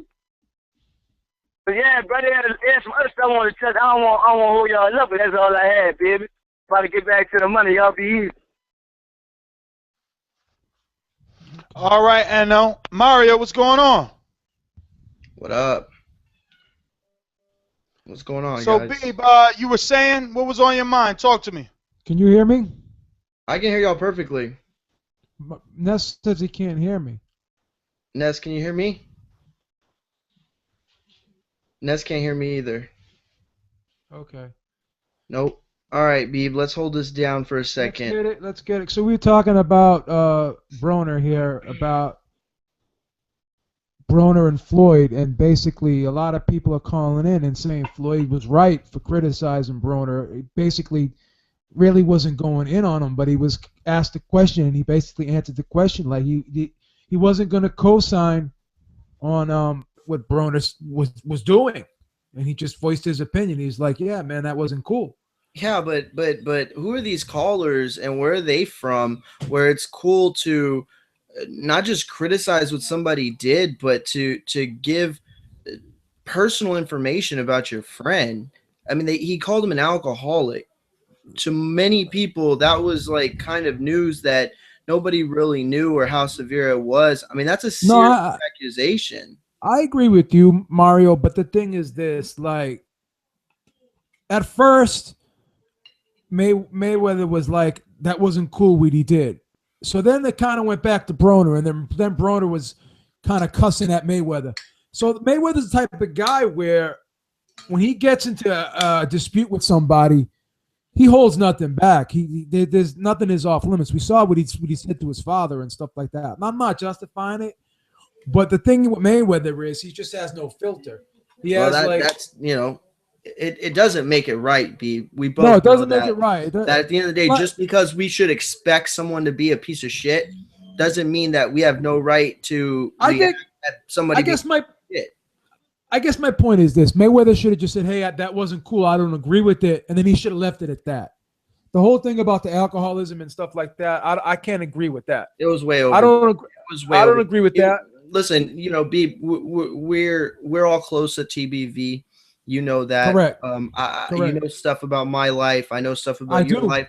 And at the end of the day, there would never be anything that you could do that would get me to say any of those things out loud. No, I agree. Nothing. I agree. And the reason why, maybe because I'm from a place, or maybe it's morals. Maybe I don't know what it is, but there's nothing. I don't care. He cussed at him, like, and go back to that original YouTube video.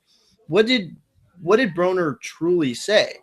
You know, I mean, he kept it as close to neutral as you could, even after the fight. What did he say? Well, we're gonna have to fight, or we can spar. He never jumped off of the bridge with it. You know, he never went all in against Floyd and made like a legitimate challenge. And you know, you could see him being reserved and holding back. And Floyd's supposed to be the big brother, and he should know better. And then they asked Broner something about Floyd, and Floyd and Broner was just like, "Yeah, but that's not my business. So you have to talk to him about that." So exactly. At least Broner did, you know, stay true to who he is and stuff. No, but you're right though. You're right. You know, we have seen this in the past with his father, with 50 Cent. You know, he criticized 50 Cent for his estranged relationship with his son. I get it. I get all of that. But I'll ask you a question, B. Yes. Does any of this make a fight with Broner? Obviously, it makes it more interesting, but does it get it to that point where it catapults into a pay-per-view type of fight? Like, is it there yet? Is the animosity built over to the point where that fight has arrived in the hearts? Because listen, hardcores can say whatever they want. If you're a hardcore listening to the show right now, then I hope you know that Broner's not yours anymore. Mayweather's not been yours for a long time. They belong to the casual fan. That's who they are promoting towards. That's who they cater to. So at the end of the day, my question is, has what we've seen in promotion, animosity, all that built over to the point where you are willing, or you think that the casual fan would be willing to pay for it? Yeah, I think that it could be built into that where people would pay for it. Let me ask you this though: do you think this is all real, or you think it's fake, or like do you think this? A lot of people are saying this whole thing is staged. See, and B, on Thursday's show, you know, you were gone. The one few time you were gone, you're like you're like Cal Ripken. You're the Iron Man. You showing up day or night, rain or snow. So you get a day off, and we forgive you for that. But the Thursday show, I made a point that it doesn't matter anymore if it was real or staged. Like you know, Randall, one of our callers, he's been making a great point. Randall thinks that Floyd and Broner was always a plan, that if he beat Maidana, they would have fought each other. He thinks that this was all staged and feelings got hurt. He's going to have to be arraigned, and then he's going to have to, you know, go to court, but he's not going to go to jail tomorrow. You there, he's not going to go to jail, but man, that shit weighs on you. He said it after the fight. That shit weighs on you. And I ended up actually knowing a dude that this happened to. Oh, yeah? Like, yeah, it's actually one of my boys. And I didn't know that until the news came out and they dropped his name. So that was kind of crazy. But if he gets out of it, hopefully his head is straight. And shout out to you for the footage. You dropped some key footage with the talking to his mom about being an alcoholic. Like, it's a lot of people shared that off of my page. That's like a huge video. I'm sure he probably watched it 5 or 10 times, but that's all I wanted to say. All right, Kendall, man, thanks for calling in from Cincinnati. What do you got? We're trying to get Scorsese on. I've been kind of leaving him over there on the Skype machine. It gets difficult sometimes to go through these 3 machines here. But guys, where were you at? I know I dropped off there. What did I miss? The final point that I wanted to make towards this was, we were talking about. I was catching Beeb up on Thursday's show, and whether this Broner Mayweather stuff is real or fake, I don't think it matters anymore. I agree with Randall. It could have been staged, and feelings got hurt. Things could have been said, and it was kind of like, well, you didn't have to take it there. Now I'm going to take it here. Well, you didn't have to take it there. Now I'm going to take it there. To this point, the only way that you salvage what's happened is with a Mayweather-Broner fight. Because Mayweather has proved that he is not a good promoter. He did not promote Ashley Theopane well at all. Did he promote the fight well? Oh, absolutely. But nobody cares about Ashley. Nobody would have cared if he even would have won. The problem is he promoted the event well, but he did not promote his fighter. So the only way to salvage this is for Mayweather to promote the only fighter under Mayweather Promotions that he cares about, and that's Floyd Mayweather Jr. himself. For Broner, the only way to rectify all the abuse that he's taken is to finally step up in the ring, and so I think that's the only way to salvage. Whether it's real or fake, they've crossed a line that cannot be unrung, or that can't be unrung. So you don't think that Mayweather should have put Ashley Theopane in with Broner, Mario? I think that if he was going to put him in, he should have. No, he should have put him in there, but he should have made the fight about him, at least to a certain extent. How many times did we even hear him promoting Ashley Theopane? He never did. He promoted himself against Broner. Yeah. And then he just made him some house money. Yeah, but then he shot himself in the foot when he said, "Real fighters fight on Saturday." Exactly. Yeah. He's trying to diss Broner, but he dissed his own fighter in the That's why I'm saying. I got you, Mario. That's why I continue to say that this is real, because when a guy has to go that far to hurt someone, where you hurt. No, the alcoholic thing seals the deal for me. It seals the deal. That's it. So I don't get where some of these callers are coming in.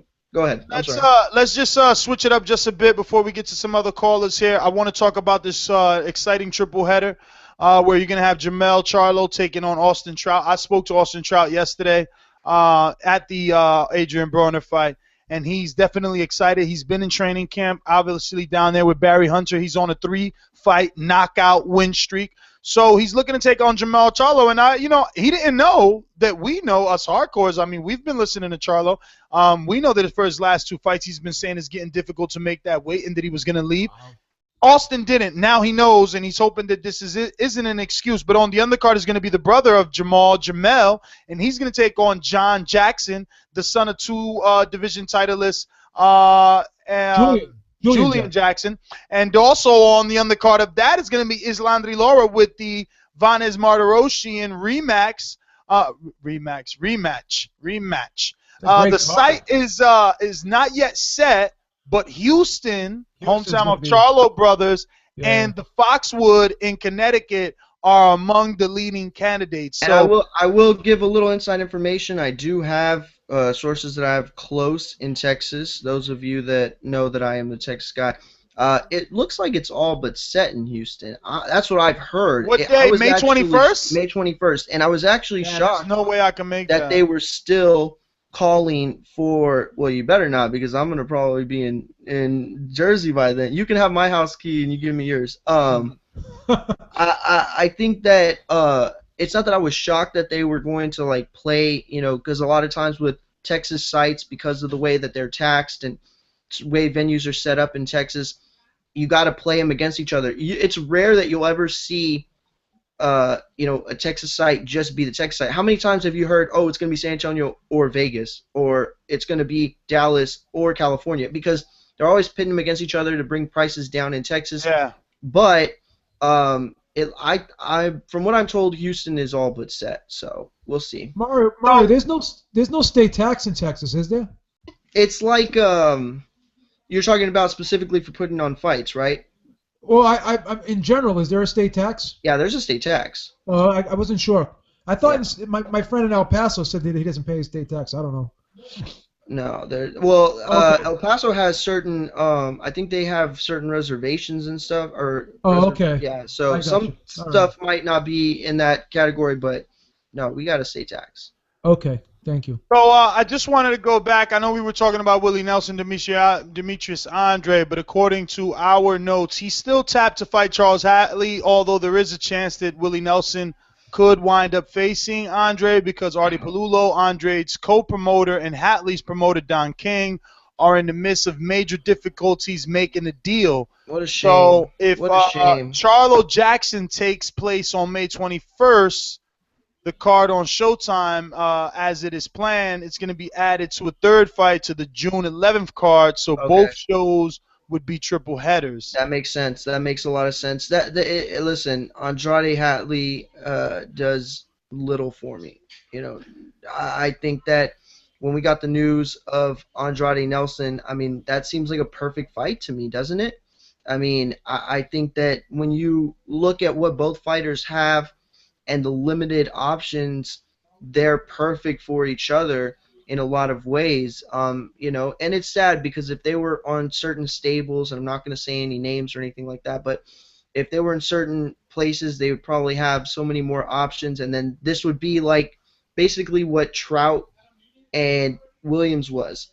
You know what I mean? But it's not because, you know, they have such limited options, but I still think Cameron Duncan's done a good job of being able to rectify and get Nelson what he deserves. Also, some sad news. Selby Hunter is off the Charles Martin card in terms of us U.S. residents who were going to watch it on Showtime. We will still get the Charles Martin-Anthony Joshua fight, which will be live from the O2 Arena in London, April 9th. At 5 p.m. Eastern, with the primetime replay at 8 p.m. Eastern on Showtime Extreme. The network announced that it's not going to carry the undercard with Lee Selsby and Eric Hunter, which originally they had planned to do so, but they are going to have extensive highlights and analysis for the fight.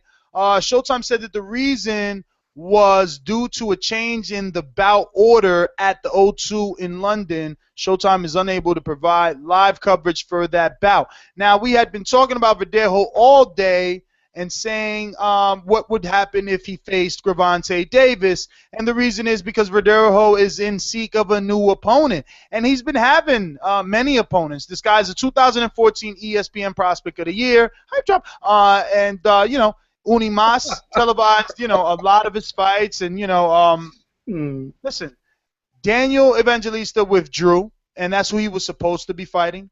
But his last time was like someone named Daniel Evangelista too, right? It was like Barrera or Bustelo, something. You know, I mean, it's time. It's time. Joel Diaz Jr. has fought 3 times more prospects, contenders than this guy. Everybody, it's time, man. It's time. Gervonta Davis, let's put him in there with him. Let's put him in there with him. Bob doesn't like Floyd. Floyd doesn't like Bob. Put your best guy versus my best guy, because guess what? Floyd doesn't have many best guys.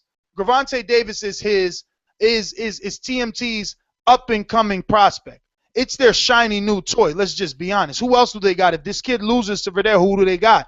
That's only up and coming. You know, obviously Badu Jack is there. All those guys are there. But I mean, up and coming, fresh talent. Yeah. This is the one that we're all looking at. Are we talking about any other TMT fighter? This was the only one I was talking about a couple weeks ago when you said.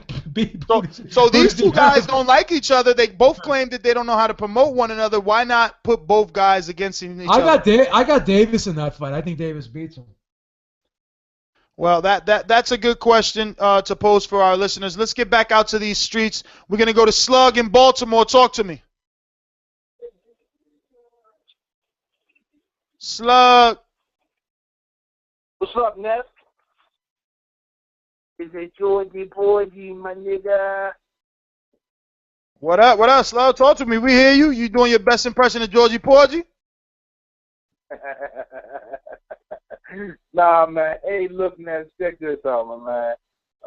Floyd, man, he just got his motherfucking brother card revoked, man. For that same shit, that's just some dirty shit he did to Adrien. And that call, I guess a couple of callers before me, you know, basically the guy was just, to me, defending every action that Floyd did with this match, man. But, you know, I kind of see your point on it because, you know, on the streets, man, a brother to brother or brother to brother to little brother relationship. You know, you just don't do that. You just straight violated. You don't do that kind of shit, man. You know, like me and my homeboy, man, you know, I got a little brother and I got a big brother. He went out and told my business to somebody else that I don't even know, to a whole bunch of strangers. I'm going to feel some kind of way about that shit. You know, he should have came to him and, you know, met up with him, not even text. You know, because that was some straight bullshit. And I don't know what the hell that other guy was talking about. Yeah, you know, it don't matter what the hell the problem is. You know, you talk to me. Don't be talking to the media. Don't be talking to no strangers.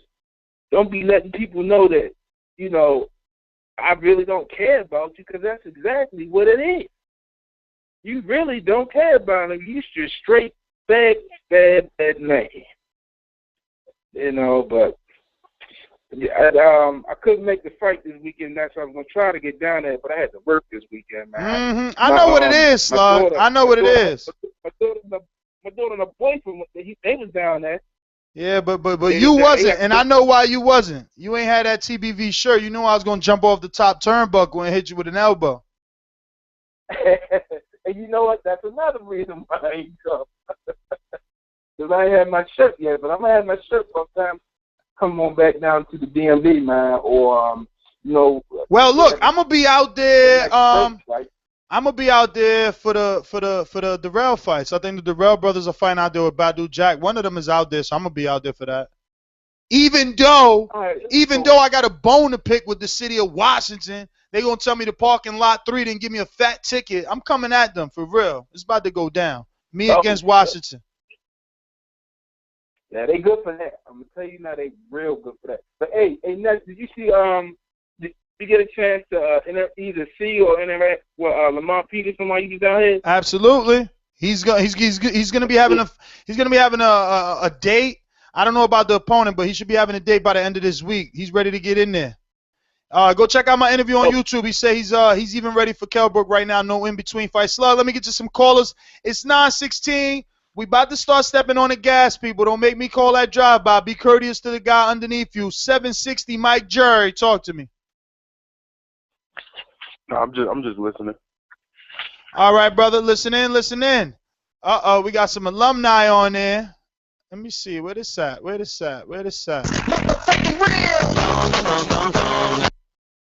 Real Thon, what up? Real Thon. All right. Let me see here. We got Josue from the Lower Oregon. Talk to me. Yo, what up, Ness? What up? Mario. What's up, Ness? Hey, so yeah, I got to see a little bit of the AB fight. You know, everybody's excited about his win, but I mean, he fought some bum dude. Let's face it. The Theopane wasn't even. I don't even think he was even ranked in the WBA, man. I think he just got it because of Floyd, you know. But I don't want to see that Floyd versus Broner fight. If that fight was supposed to happen, it should have been Floyd. When Floyd fought Berto, he should have made it. He should have fought that AB instead of the Andre Berto AB. But yeah, man. I just wanted to say because I wasn't able to call in last Thursday, but you were talking about the Batman movie, and my review, it was a fucking badass movie. I loved everything about that movie. I'm gonna go see it twice while it's in theater. And yeah, I mean that's all I got for this Sunday. And thank you, Ness. Yeah, that was an awesome movie. I really liked that movie too. Okay.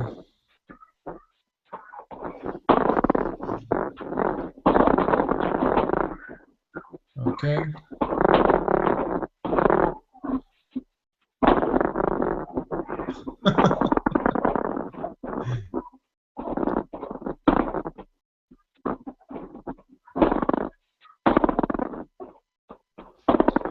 All right, so we're going to keep it moving.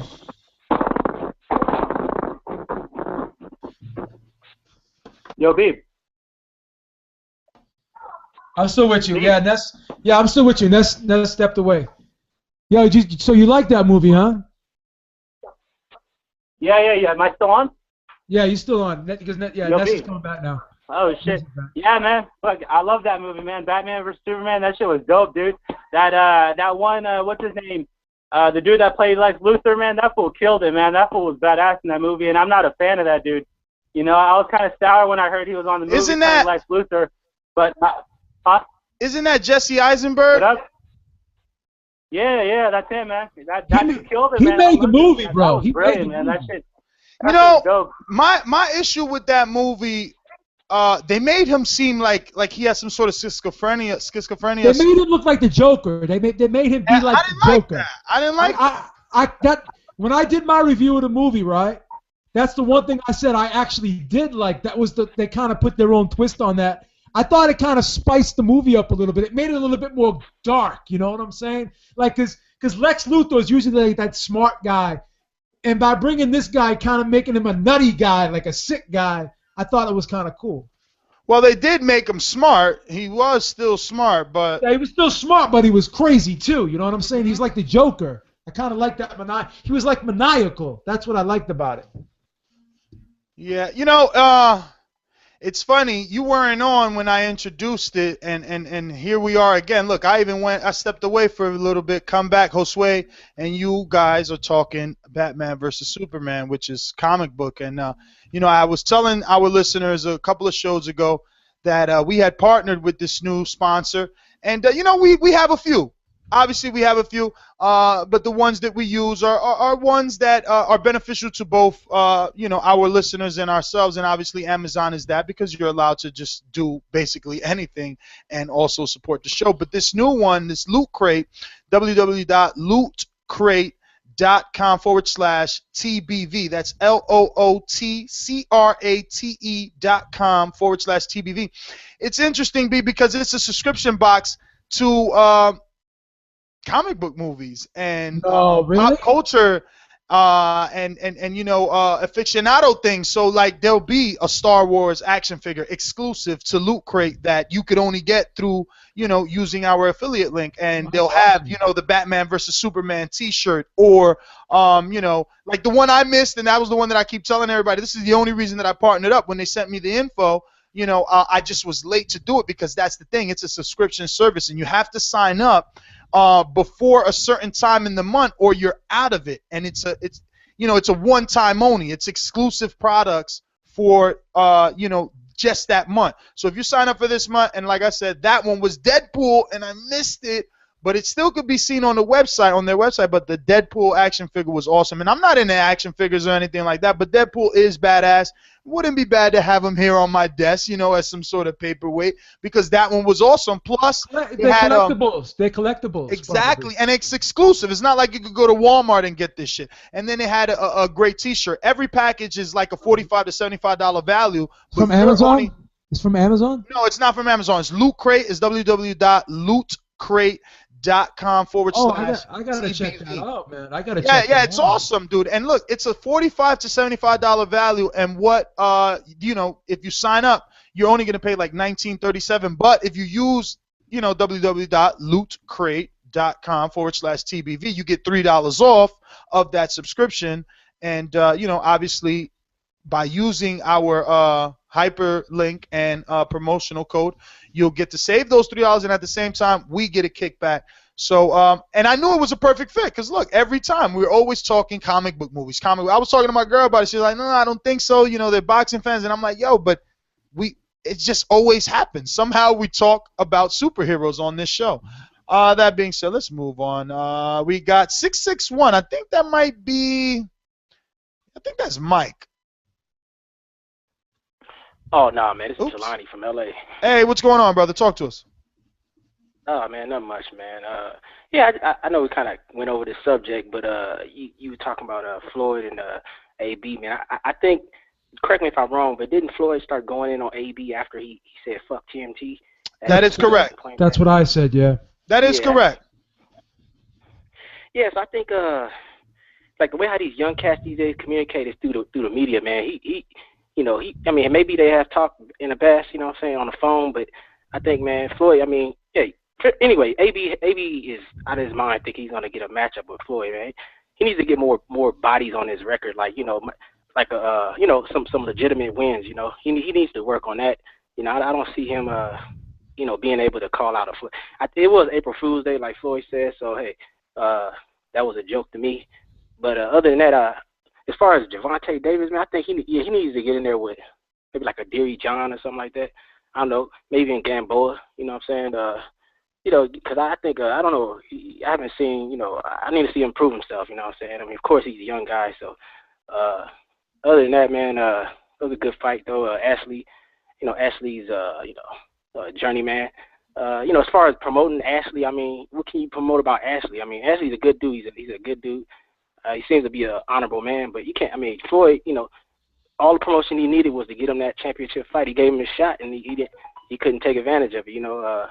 AB, AB, his athleticism. I respect his athleticism, but that guy, man, he's on a path. He's on a path of self-destruction, man. Hopefully, I don't want to see the brother go out like that, man. But I think, man, hey, he's gonna have to, get his life together, man, before he can start calling out Floyd Mayweather. You know what I'm saying? But hey, I appreciate you taking my call, brother, and all y'all have a good one.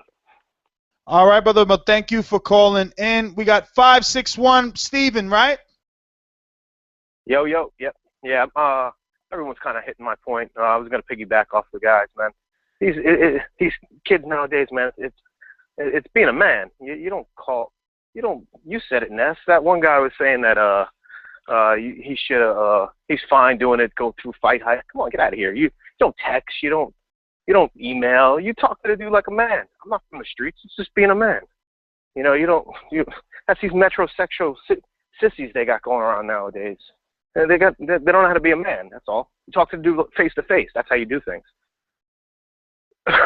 I agree with you 100%, brother. Wrong or what? No, Yeah, not in my opinion. I agree with you. Either he's a bad promoter and he doesn't know how to do it right, or he's just a sissy bitch. One of the two. He may be able to fight in the ring, but he's got character issues. No, you're right. That's my 2 cents.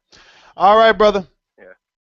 Hey guys, and I just want to say, look, if you're not into comic books, the cool thing is that Loot Crate has all types of subscriptions, man. You could get a pet subscription, a Loot Crate pet, and then you'll get like a subscription box every month for your pet, and it'll just be like a 45 plus value, and you can do like a clothing. They got a clothing where you could just skip all the stuff and just get clothes sent to you. But you should definitely check it out, and remember, it's just another way to support TBV. We got 678. You're live on the Boxer Voice. Who's this? Hello? Yes, sir. Oh, it's Dre for Atlanta. What's up? What up, Dre? I'll just say that last quote, the 50-year-old dude, I don't know where he's from, I don't care. The dude, to me, the dude's a lame. You said Dick Ryder and Floyd Mayweather at all-time high, making Floyd Mayweather sound like a God person. Makes Floyd Mayweather sound like he's God or some shit. First and foremost, Floyd Mayweather pull a bitch move, man. You don't go to the media and tell him about his alcohol, tell him about Adrien Broner have alcohol issues. Like, who does that?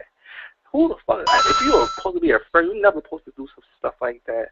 Only lame people do shit like that. That's not supposed to be your friend. You're supposed to talk somebody supposed to look up to. Why would you look up to a man that all he does is talk shit about you in the media instead of calling you like a man? I hate shit like that. I hate people like that. These old dudes sit there keep talking about these young dudes, but these old dudes acting more young than these young dudes. Yeah, is Adrien Broner messing up? Yeah, but that's his life. That's his screw up. But don't sit here trying to make it. Don't try to say and make Floyd Mayweather or high mind like he don't have issues too. Why would you want to fight for a man that beat up on females? The dude got arrested 5 times for females. Floyd Mayweather should be the last person to ever talk about trying to give Adrien Broner legal by talking about stay out of trouble stuff. You should be the last person. You just literally just got out of jail for just beat up on females. Is Adrien Broner going through something? Yeah. Does he need to change life? Yeah. But I don't think he should take a fight to a dude that all he does is fucks his friends over. Look at Ashley Theophane. After the fight, he dogged his old fight out. Who does that? Talk about, oh, he's got to be Ashley Theophane because he's 10 years old. You basically dogged your fight out saying he has no chance of hell. Yo, you're so right. I said that, like, yo, just to make Broner look bad, he going to tell people, well, Ashley's 10 years older than him. I'm like, oh, my God. Floyd, man, you just got to love him. You got to love him. Listen, it's getting late. I got to get to some other callers here, man. Thank you for calling in, Dre. 609, talk to me. Drive by, baby. Damn, it's a lot. It's a lot of you guys. Just drive by. Yo, what's good? Talk to me. Yo, it's Theophane. How y'all brothers doing today? Damn, real short. What up, man? Stop the Floyd hate, man. For real. Y'all talking all this street shit, all this being man shit. Yo, you know what I mean? The dude said, fuck Floyd and fuck his team. So he already ended the friendship right there. There's no friendship after that. That's not what happened, though, Theophane.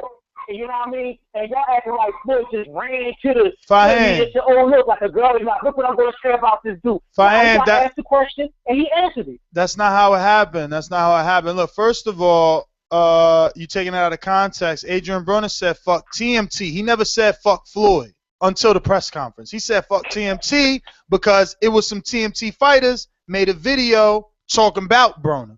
And at the end of the day, nobody on TMT has ever done what Broner did or made the money that Broner did. Only they boss. So he took shots at TMT. So they boss got in their feelings. Because they boss know only he has the resume to talk shit. My whole thing is this. If somebody's going to say, fuck my team, I'm going to go to bat for my team. That's street shit right there. No, you're right. Shit right there. You're right. How do you look in front of your team if you just let somebody disrespect your team and you don't go to bat for your team? You ain't no leader there. They ain't going to look at you as the alpha male and they're going to be like, fuck him too. I agree. Go to bat for his team, man. You know this, man. Come on, stop it, man. I agree, but it don't matter. Let me just say one thing. And you know, we're just assuming that he didn't go behind channels to do the proper channels. Well, Broner came out and said I called him. Let me finish real quick. Let me finish real quick. Make my point real quick. You know what I'm saying? He called this man Big Bro for a reason. So evidently, he done sat down and had some talks. He done gave this man some wisdom. You know what I mean? He done told this man, listen, I done did all this, so y'all ain't got to do this. You know what I mean? He was Big Bro. He was at the age of Broner, made his name and made himself famous. Floyd took him out of the way. And what did he do after that? After 48-7-2, he want to start making porno. That's my son. He want to start making movies, eating girls out at the strip club. He want to start, you know what I mean, flushing money, doing all the other dope shit that he ain't got to do. He already had a name. You know what I mean? And so, stop, man. Stop. Man, go watch before the Porter fight. What he do? He goes out and he got his ass whipped. So Floyd watched his ass whipped. The first shit big going, man. You know what I mean? For real. I hate when. I mean, I just hate that when everybody's gonna point the finger at the dude with the money who's successful. You know what I mean? They want to see this little upstart. He got fucked up, and y'all know it. He got all the skill in the world, but he ain't got the mind capacity to put it to use for him. He's a fuck up. And y'all know it. Yo. I'm done. I ain't trying to argue. I'm just going to hit the full heat, man. All right, you got it, man. It's drive by. I can't even get into it. It is what it is. 561, you're up. Drive by. Yo. What's good? So this is the thing, right? Everybody, like, I'm just playing devil advocate here, right? So everybody's like, why is Floyd coming at Broner? But you got to remember, Broner did say fuck TMT first. You know what I'm saying? And Floyd got offended because he was like, it's saying fuck Floyd. But they had a conversation about that, and it was supposed to be dead at that point in time. You know what I'm saying? Then they was at, I think it was a press conference when Broner was up talking, and he was like, yeah, I got to say it. Fuck TMT. So he threw that shot when he already knew that it was an understanding how Floyd felt about it. You know what I'm saying? He was like, because it's TMT versus AB, so I got to say fuck TMT. So then at that point in time, that was the second shot he thrown. And I think that same week of the fight, he had said something when Leonard Ellaby was up there talking. He was like, hate weather productions or hate weather promotions. And him and Ellaby got into it a little bit at the press conference. And then the very next day is when Floyd came out and said what he said. You know, Charlemagne had said this on the radio show one time before. I remember he was like, you can't control how a person's going to react to what you do. So you push me and I shoot you, you can't be mad that I shoot you. You know, Broner take it as a joke like it's a game, and he keep nitpicking, saying these little things, and Floyd just aired them out. We all know how, because we say how Floyd did it with 50, and 50 did it with Floyd. Like, them niggas just air people out. So everybody like, oh, you know, Mayweather's the bad guy. He shouldn't have said it. Like, I think he was wrong by airing him out about that drinking shit, But at this point, like, you kept going and you knew where the line was. You feel what I'm saying, right or wrong? Hey, man, you make great points, dog. I mean, listen, you really gave another side that I wasn't even looking at. You're right, and I was there at the press conference. You're right. He did say the hate weather shit, and he did say fuck TMT at the podium on the final press conference. So you're right. Maybe he was the one instigating the issue to keep it going forward. I didn't look at it that way. Good call, but it is drop by. Gotta go. 310, you're up. Drop by. Hey, what's up, man? Quickly, man, I just want, I asked the fans to dig a little deeper mentally. First of all, like the Andre Ward and his legitimacy and why HBO kept him legitimate is because they have to fish to keep Kovalev legitimate. So they have both. So at the end of the day, if they can line these guys up, they still end up with a boxing star, whoever wins. So that's why they kept Andre Ward, so they can keep Kovalev's name legitimate, because let's be honest, Kovalev fought John Pascal twice, who I obviously think Barrera would have knocked Pascal out too. About the Mayweather thing, man, you kind of know where I come from on this thing. I think people like Mayweather, they don't have friends. You got to understand, you're never his friend. And that just goes how I say that people like that who are just dedicated to what they do at the highest level. Kobe Bryant doesn't have friends. Michael Jordan doesn't have friends. Tiger Woods' game fell completely off once he couldn't be monogamous anymore. So these people live by a certain creed. They're diabolical, man. And Adrien Broner, I believe Floyd came from a caring place. He's saying, like, look here, I'm going to air you out and all that because we not friends, but what I'm telling you comes from a caring place because I've been there, done that. Doesn't make it okay that I burnt up hundreds and I've done dumb shit, I've beat women. It's not okay that you doing it because, look, I've taken these bumps in the road so you don't have to take them. So let me tell you how to do this. But I do believe it comes from a good place, although how it's being, publicized in the media is not the greatest. But they not friends. They were never friends. You could kind of tell that relationship. It was like a guy who looked up to him. He cared to spend some time mentoring him, especially if he would have fought under the TMT banner. But he didn't. I think that was kind of a slight breaking point with Floyd. But Floyd does not have friends. None of these people who are the best at the world at anything have friends. You don't have great marriages. You're not a great dad and you carry your kids on your shoulders.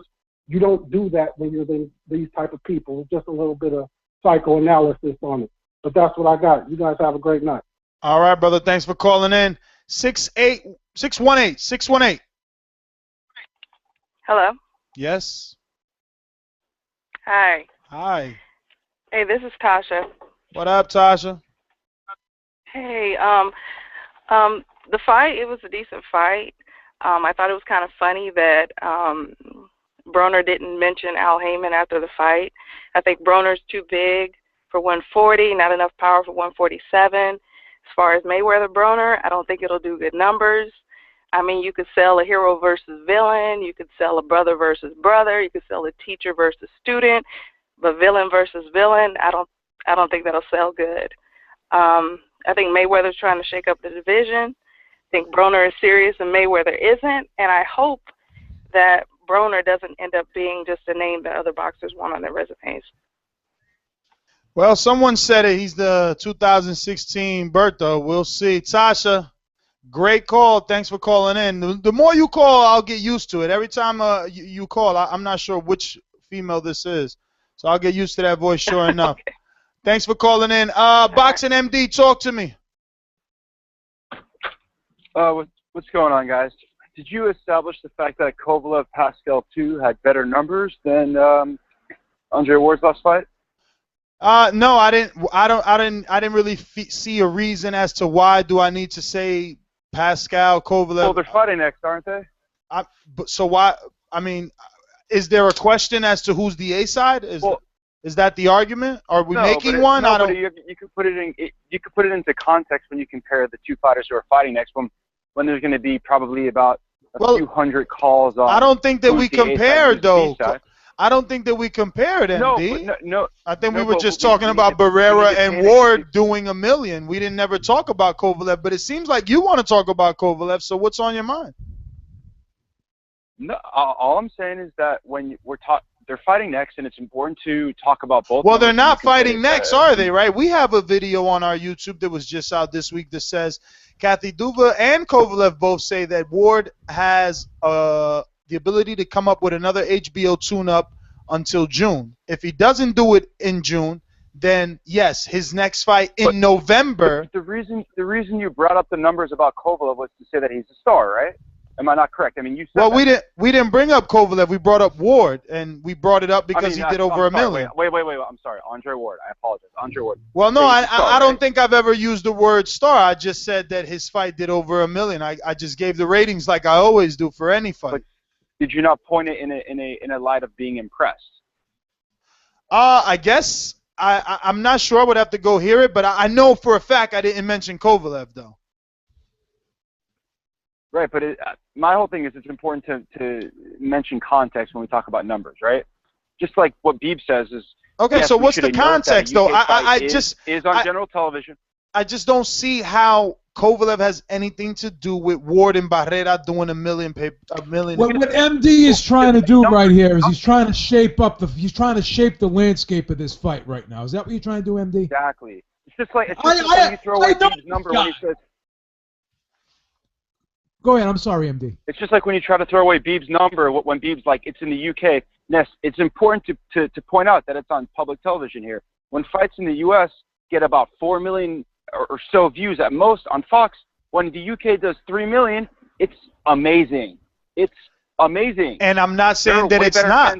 I'm not saying that it's not. I said to Beeb that he has to still distinguish premium and free TV, but there was a comparison there. He is comparing U.S. television to U.K. television.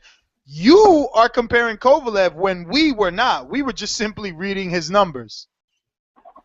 Right, but what's a number without context? It's just a number. But we were never talking about Kovalev to bring him into context. We were talking about Ward and Barrera doing $1 million. What he's trying to say is when we brought up the numbers, what were we getting at? What's the bottom line? We're getting at that it's the average. I think that's what we said. The problem is that he has a narrative and an agenda that he's trying to push, but he's too afraid to just come out. Come out. Listen. Boxing MD, you say these things, but listen, week after week, you're the caller that calls for Golovkin and Kovalev. It's okay. That's okay with me. I don't care. But stop trying to hide in the bushes. We see you. But did you get humbled by that one caller and now you're attacking me? Because which he made caller? You seem like that. You know who I'm talking about. I don't. He made you seem like that. Well, that Floyd Mayweather was coming from a place from the hood, and you kind of got look how many. Yeah, that was we all heard you get humbled. Listen, that was the 50-year-old caller. I spoke the way that I spoke because he's a 50-year-old man, and I want to have respect. I would like him to continue listening. He's been listening for 8 months. I'm not about to curse at him like I do with you. You're younger. You could take that. He's a 50-year-old man. He just wants his boxing talk. He want to speak his piece and keep it moving. Do I agree with him? Fuck no. And a bunch of callers after him still agreed with me. JP being one. People that's from the hood. It's just not what you do. I don't care what he's saying that Floyd could have did it, didn't do it in public. Going to the newspaper isn't whack. It is whack to me and a couple of other callers that called in. I agree with you, but that's all I'm saying. That was my interpretation. But again, you're comparing. Anyway, you see, that's the thing. Everyone is comparing, right? Me and Beeb compared numbers from U.S. to UK. And you are comparing the 50-year-old caller to my feelings with now. But no one ever compared Ward to Kovalev besides you in your little head. And then you came in calling like as if we did. We never did that. I mean, is that an important comparison? Are you going to tell me that's not an important comparison to make? Are you going to tell me right now that's all not right? So where were you? Where were you when we were discussing Crawford, Lundy, and their million numbers? Right? You didn't call in and say Pasto. Ness, why you're not talking about Pasto's numbers? No, you didn't, did you? Yeah. Well, I mean, because Postol wasn't ever headlining a card besides Matisse. Matisse was the ace out on that but card, he's still, but listen, it's the same Kovalev story. He's still supposed to be Crawford's next opponent. I think though the narrative is that Crawford will be the A side when he fights Postal. There's no question about it. The whole reason that Andre Ward and Triple G didn't fight was a lot of it was weight. And yes, and I don't make it seem like I blind. Yes, right? man. Like Just say it. Just say it. You're hiding. You're hiding. You want to make this call about who's the A side, but you're fucking afraid to say it. Just go for it. Kovalev's your A side, and you proved it with these numbers. That's what you want to say. No. You were so you scared. were downplaying Mario's whole concept. No, because it was actually, to me, it's actually irresponsible to downplay what Mario was saying about him saying that the fight was promoted very heavily. Andre Ward is a pundit on HBO. You were downplaying what he was saying, right? My opinion is that Mario has a point, and those numbers are interesting to compare to the guy who's going to fight next when we talk about who's the A side and B side. That's it. I just showed that on the Andre Ward has a better YouTube. resume. He's a better fighter. I get it. Like I'm not arguing that. He's a better fighter if you look at resume. If you want to go by that? It's the same reason. But I don't need to talk about this anymore. I got a few more things to say before I go. Okay? First thing is Wow, a few more. And then they say, "Oh, Ness, you cut people off. You don't let them make their point." But look, you see what happens when I use a stopwatch? You guys start to see what is going on. Steve, can you just make our bet public so everybody knows, and you can pay up and I'll pay up? Tell them the bet. Ooh, calling you out. Is the bet about Amir Khan and Canelo? No, I don't even want to do that to you because it's not fair. I know you're trolling with that one. What bet are we supposed to? Because I think we had a couple bets going. Can you? I apologize.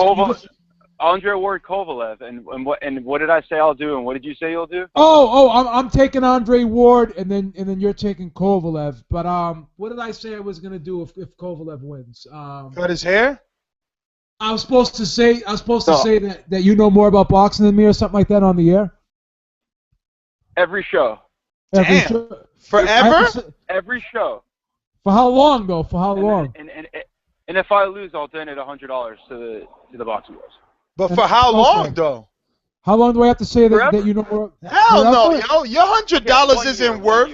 One year. Hell no, that's $100. What do you think Beeb is? Some type of bum on the street? $100 for? He agreed to it. I'm not the one who.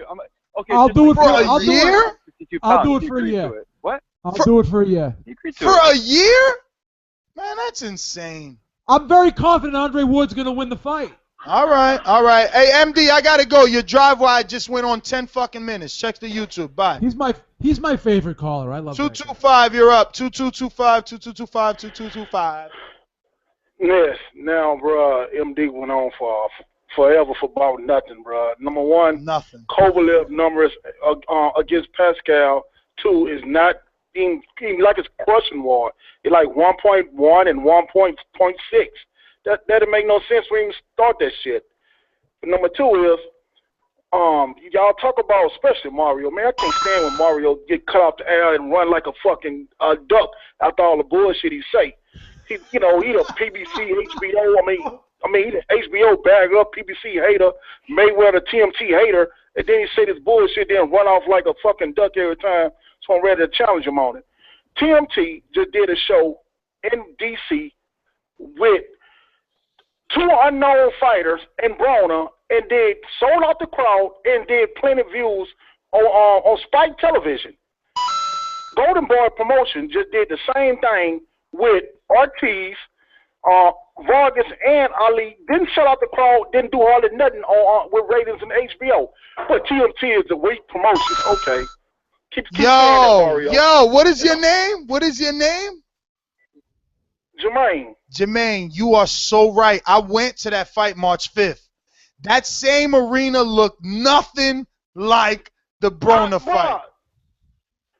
It kills me, Nez, bro, how Mario, bro, I don't call in that much, and when I turn around and look the next day and watch it on YouTube, I'll be throwing the TV at Mario because all he do is attack PBC or HBO makes so many big stars. Dude, Ward was fighting on HBO in 2013, and 2011, and he did 1.3 million on both of that. HBO was hyping him. HBO did exactly what Beeb said. They didn't pump Ward up until he signed the fight contract. Hell, ESPN wasn't even covering the Ward fight. Dan Raphael didn't even get off his ass and go up there and cover the fight. So you know, a lot of that just kills me. But he always bragging up on HBO. Man, get out of here with that. Mario kills me with that. But my last thing on there, because I know you're on drive-by, I'm not like MD, holding people up on drive-by. Dude, what's the difference? What's the difference between, I just want you to answer this, you can hang me up at the answer. What's the difference between Brooks and Golovkin, Ruck? They ain't no difference. Both of them fought fighters or nothing. They no different. Brooks. Nah. Brooke got a better resume, man. Brooke Porter win is bigger than anything Golovkin's done. I think that, I'm glad you said that, because I didn't want to get it. I didn't want you to shoot me down with that, but that's all I got to say. I mean, I think so. I think so. I mean, I know that it could be argued on a technical side that maybe Daniel Gill was more accomplished than Sean Porter, but Sean Porter has faced more elite level fighters, right? Paulie and Devin Alexander are bigger wins than Daniel Gill's wins to Broner too. Broner. Oh yeah, and Broner. So that's bigger than Daniel Gill's wins that come over Anthony Mundine and Sebastian Sylvester. That's basically it. That's who Daniel Gill beat. I mean, at the end of the day, he lost to Bob Barker. I mean, Darren Barker. Golovkin's been a huge favorite over everyone he's fought. When you know, Porter and Brook fought, that was an even money fight. When Porter and Broner fought, even money fight too. So it's just a more competitive. Anyone that's in the welterweight division, it's just a competitive division all the way around. We got a few more here. We got 314. Talk to us. Oh shit! What up, Ness? What up? Just want to touch on this OG money. I ain't know nothing no more. I just want to touch on Broner and Mayweather, man. Hey, drive by. He's talking so fast. Listen to him. CMT fight. I mean, yeah, they started some shit talking about Broner first. Then Broner hit back at their ass. Mayweather felt some type of way and shit. You know what I'm saying? But Broner already said he wasn't talking about Mayweather, but Mayweather trying to protect his brand and shit, man. But Floyd was dead wrong for that shit, man. But I hope that shit plays itself out. But that's the best thing. That's the best thing that could have happened to Broner, man. Get the fuck up on the Floyd shadow. Man can be his own man out there in the streets. Call his ass out. Bang, go bang. That shit ain't gonna happen. Call his ass out. Now Broner can be his own man. Everybody talking about Broner fucking up. Y'all don't know what the wrong gonna be for that man. That man getting his life together, man. Y'all need to start saying good shit about all this bad shit. Quit believing the media and everything they write, man. That shit ain't true, man. But that's all I'm gonna say though. I know it's dry about this, but Gervonta Davis and Verdejo, man, it depends on if Verdejo can take that punch. I think Verdejo a better boxer than Gervonta. His output ain't shit. Like Gervonta, his ass depend. That's my man. He depend on the power a lot, and he do got the power to knock your ass out. But maybe Verdejo can outbox his ass, or if he can take that punch, that's what it be. But it is a good fight. But go ahead, Ness, on drive back. What's up, everybody? All right, OG Money, thanks for calling in, brother. We truly appreciate the call. Good call, by the way, and way to check a few of us solid callers tonight. This was a great show tonight. Absolutely, and it's not even over. 804, you're up. 804. Going once. Going twice. 706. Damn, it's so many. Holy shit. Man, what's going on? Wow. What's up? What's up, brother? You on drive-by? It's like another 20. This is real talk. Y'all passed me up. I want my full damn time. Well, I went to you. You didn't talk. Real talk. He went to you, real talk. I played the intro and everything. You were doing incline presses. You were doing too many pull-ups or push-ups, whatever you doing. You're doing some phone lines is crazy. You wasting time. Let's go. I wanted to give y'all some props, man, for not being like, biased like these other channels like Dante's Homo Nation. Y'all know that guy, right? Dante's Boxing Nation. Yeah, he's a friend of mine, so you could just go ahead and say what you gotta say. I'm cool with Well, he's biased, and I'm trying to give y'all props for not being. But anyway, you was mentioning Kell Brook, right? You were saying in the last call, you were saying that he has a better resume than Triple G, right? Correct. I said the Porter win. The Porter win is better than anything on Triple G's resume. Yes. Right. So Kell Brook's pretty much, he's a more proven fighter. And what do you think about sort of Keith Thurman and Porter versus Triple G's resume? Would you consider that they're about comparable with Kell Brook and say they got a little bit better resume than Triple G? Who? Keith Thurman? Yeah, Thurman and Porter. Do they both have a better resume than Triple G? You're asking? Or at least one of them. Well, I right? mean, Thurman. Porter? I would say Porter, not Thurman. I mean, Thurman has a very similar resume to Gennady Golovkin. Very similar. Like probably spot on. Okay, well, all right. Now I don't want this to be the answer that I know what you're gonna say ahead of time. Well, there's no competition at 160 because that's subjective. We got, the 3 welterweights. Now, if these guys have at least a little bit better resume than Triple G, why are they not asked to move up, or at least why are they not pushing for a Mayweather fight? Why are these fans, extreme fans, and that's why I mentioned Dante's Boxing Nation, because I know he's your friend and everything, but he's seriously pushing, dogging out Triple G on every video, saying that, basically dogging him for not fighting Andre Ward and not fighting James DeGale, but yet these other welterweights, they happen to be African American. He's not saying anything about these guys should be fighting better competition. Well, but isn't Porter and Thurman are fighting each other though? Porter and Thurman are fighting each other. Broner fought. They're supposed to. Broner fought. Real talk. You got no legs to stand on, man. Everybody hold on. You said, wait a minute. Wait, you said your point. You got to let us defend ourselves now. And the bottom line is this. Everybody in the welterweight division is fighting someone. Danny fought Guerrero.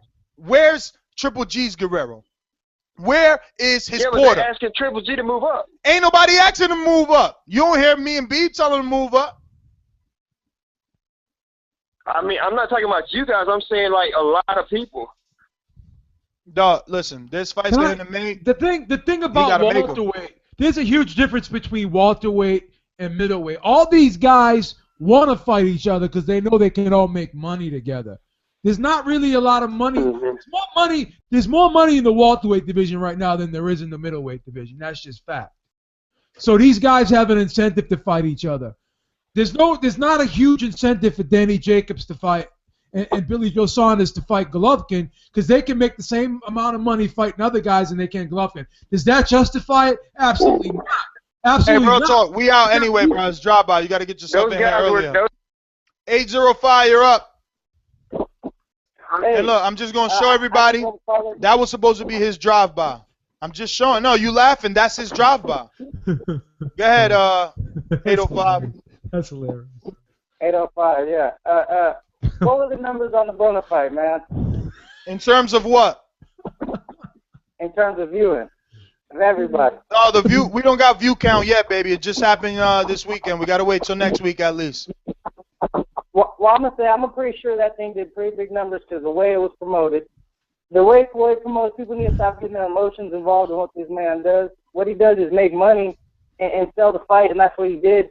Ali did it. He used to hurt his friends' feelings all the time back in the day, but he sold fights, and that's what he's doing. And he goes low when he does it, but you got to remember that's what he's doing to make money.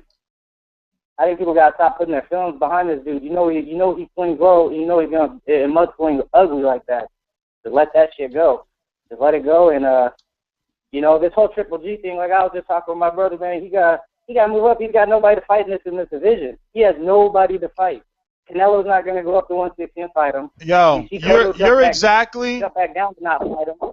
You're exactly who Real Talk was talking about. People that want Triple G to move up. Listen, you got 1 minute and 6 seconds going on here. You're supposed to get 30. We got to go. It's drive by, baby. You guys got to call in earlier.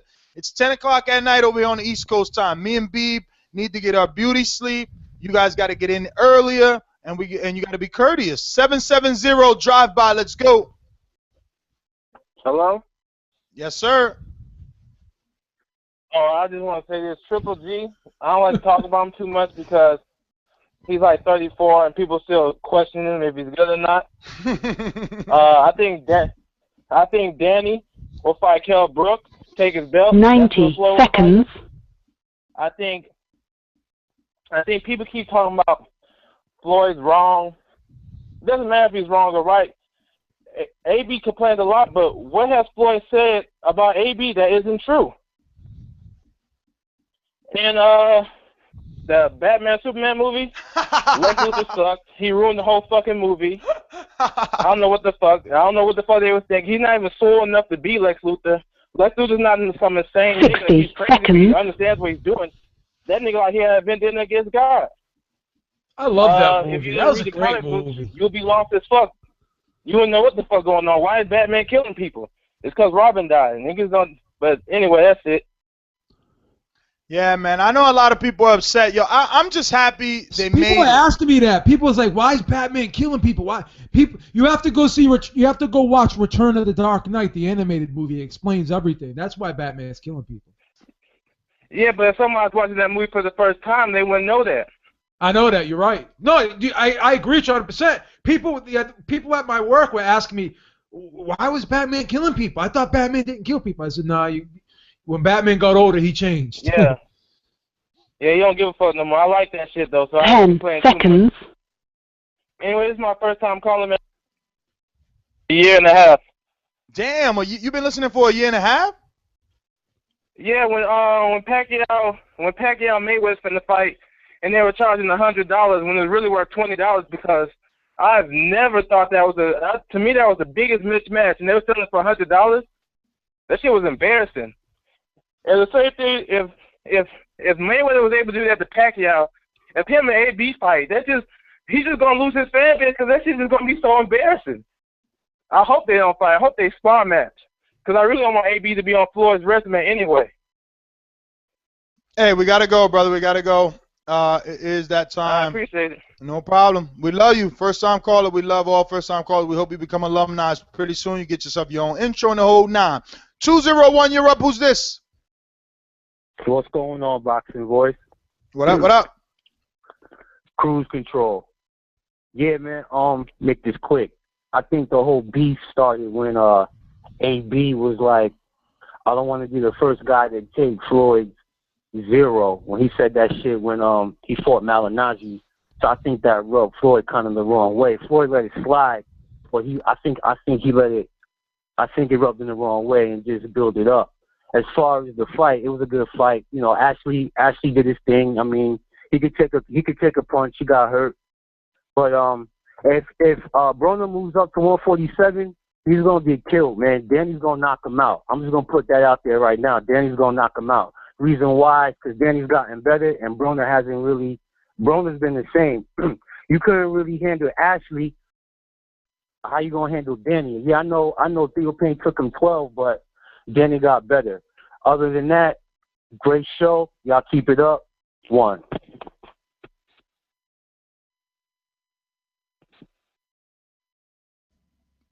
Well, they left me all alone. Pretty good call.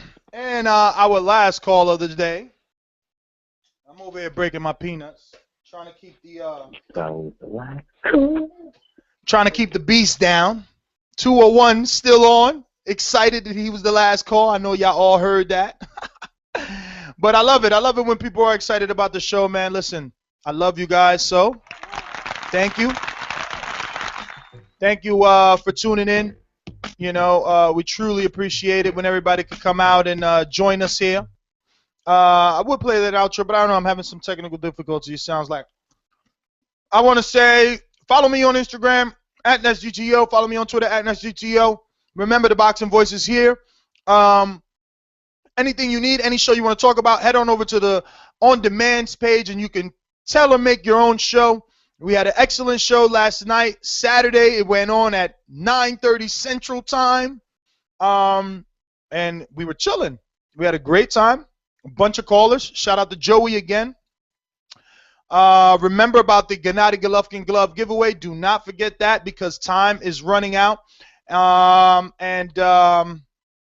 Remember, oh my God, I just went to the itinerary and I seen this Boxing Voice Mexican edition shirt. I can't wait till this is out. I mean, tomorrow should be good. You guys should be ready, but it'll take a few before we get it on the site. Maybe 48 hours to 72 hours. But remember to keep that coupon code Happy April, because from April 8th to April 12th, you're going to be able to save 15% off on that new design, and you want to have this Mexican design. And like, if you're Dominican like me, you're going to want to have that Dominican design. And if you're like, you know, James, you're going to want that Irish design, right? Or Ireland.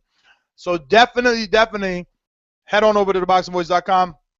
Bookmark the store, and remember, coupon code Happy April, only available from April 8th through the 12th. And like I've been saying, I'm reminding you guys, obviously, we got Mother's Day and everything. You know, you got Easter already passed, I guess, right? So what do you got? What do you got? Doesn't matter, but the fact is everybody should be shopping on Amazon. Why leave your house? Save that gas money. Say, you know, you don't want those bags, all that stuff. You don't want to waste none of that when you can get it on Amazon for free if you got Prime, and you're helping out the Boxing Voice. That being said, man, we're out of here. We're going to be back on Thursday with a preview show or an on-demand show in between if one of our lucky listeners decides that it is worthy enough. That being said, follow us on all social media at the Boxing Voice, and follow me on Instagram at NestGTO and on Twitter. Later. Thank you for using Blog Talk.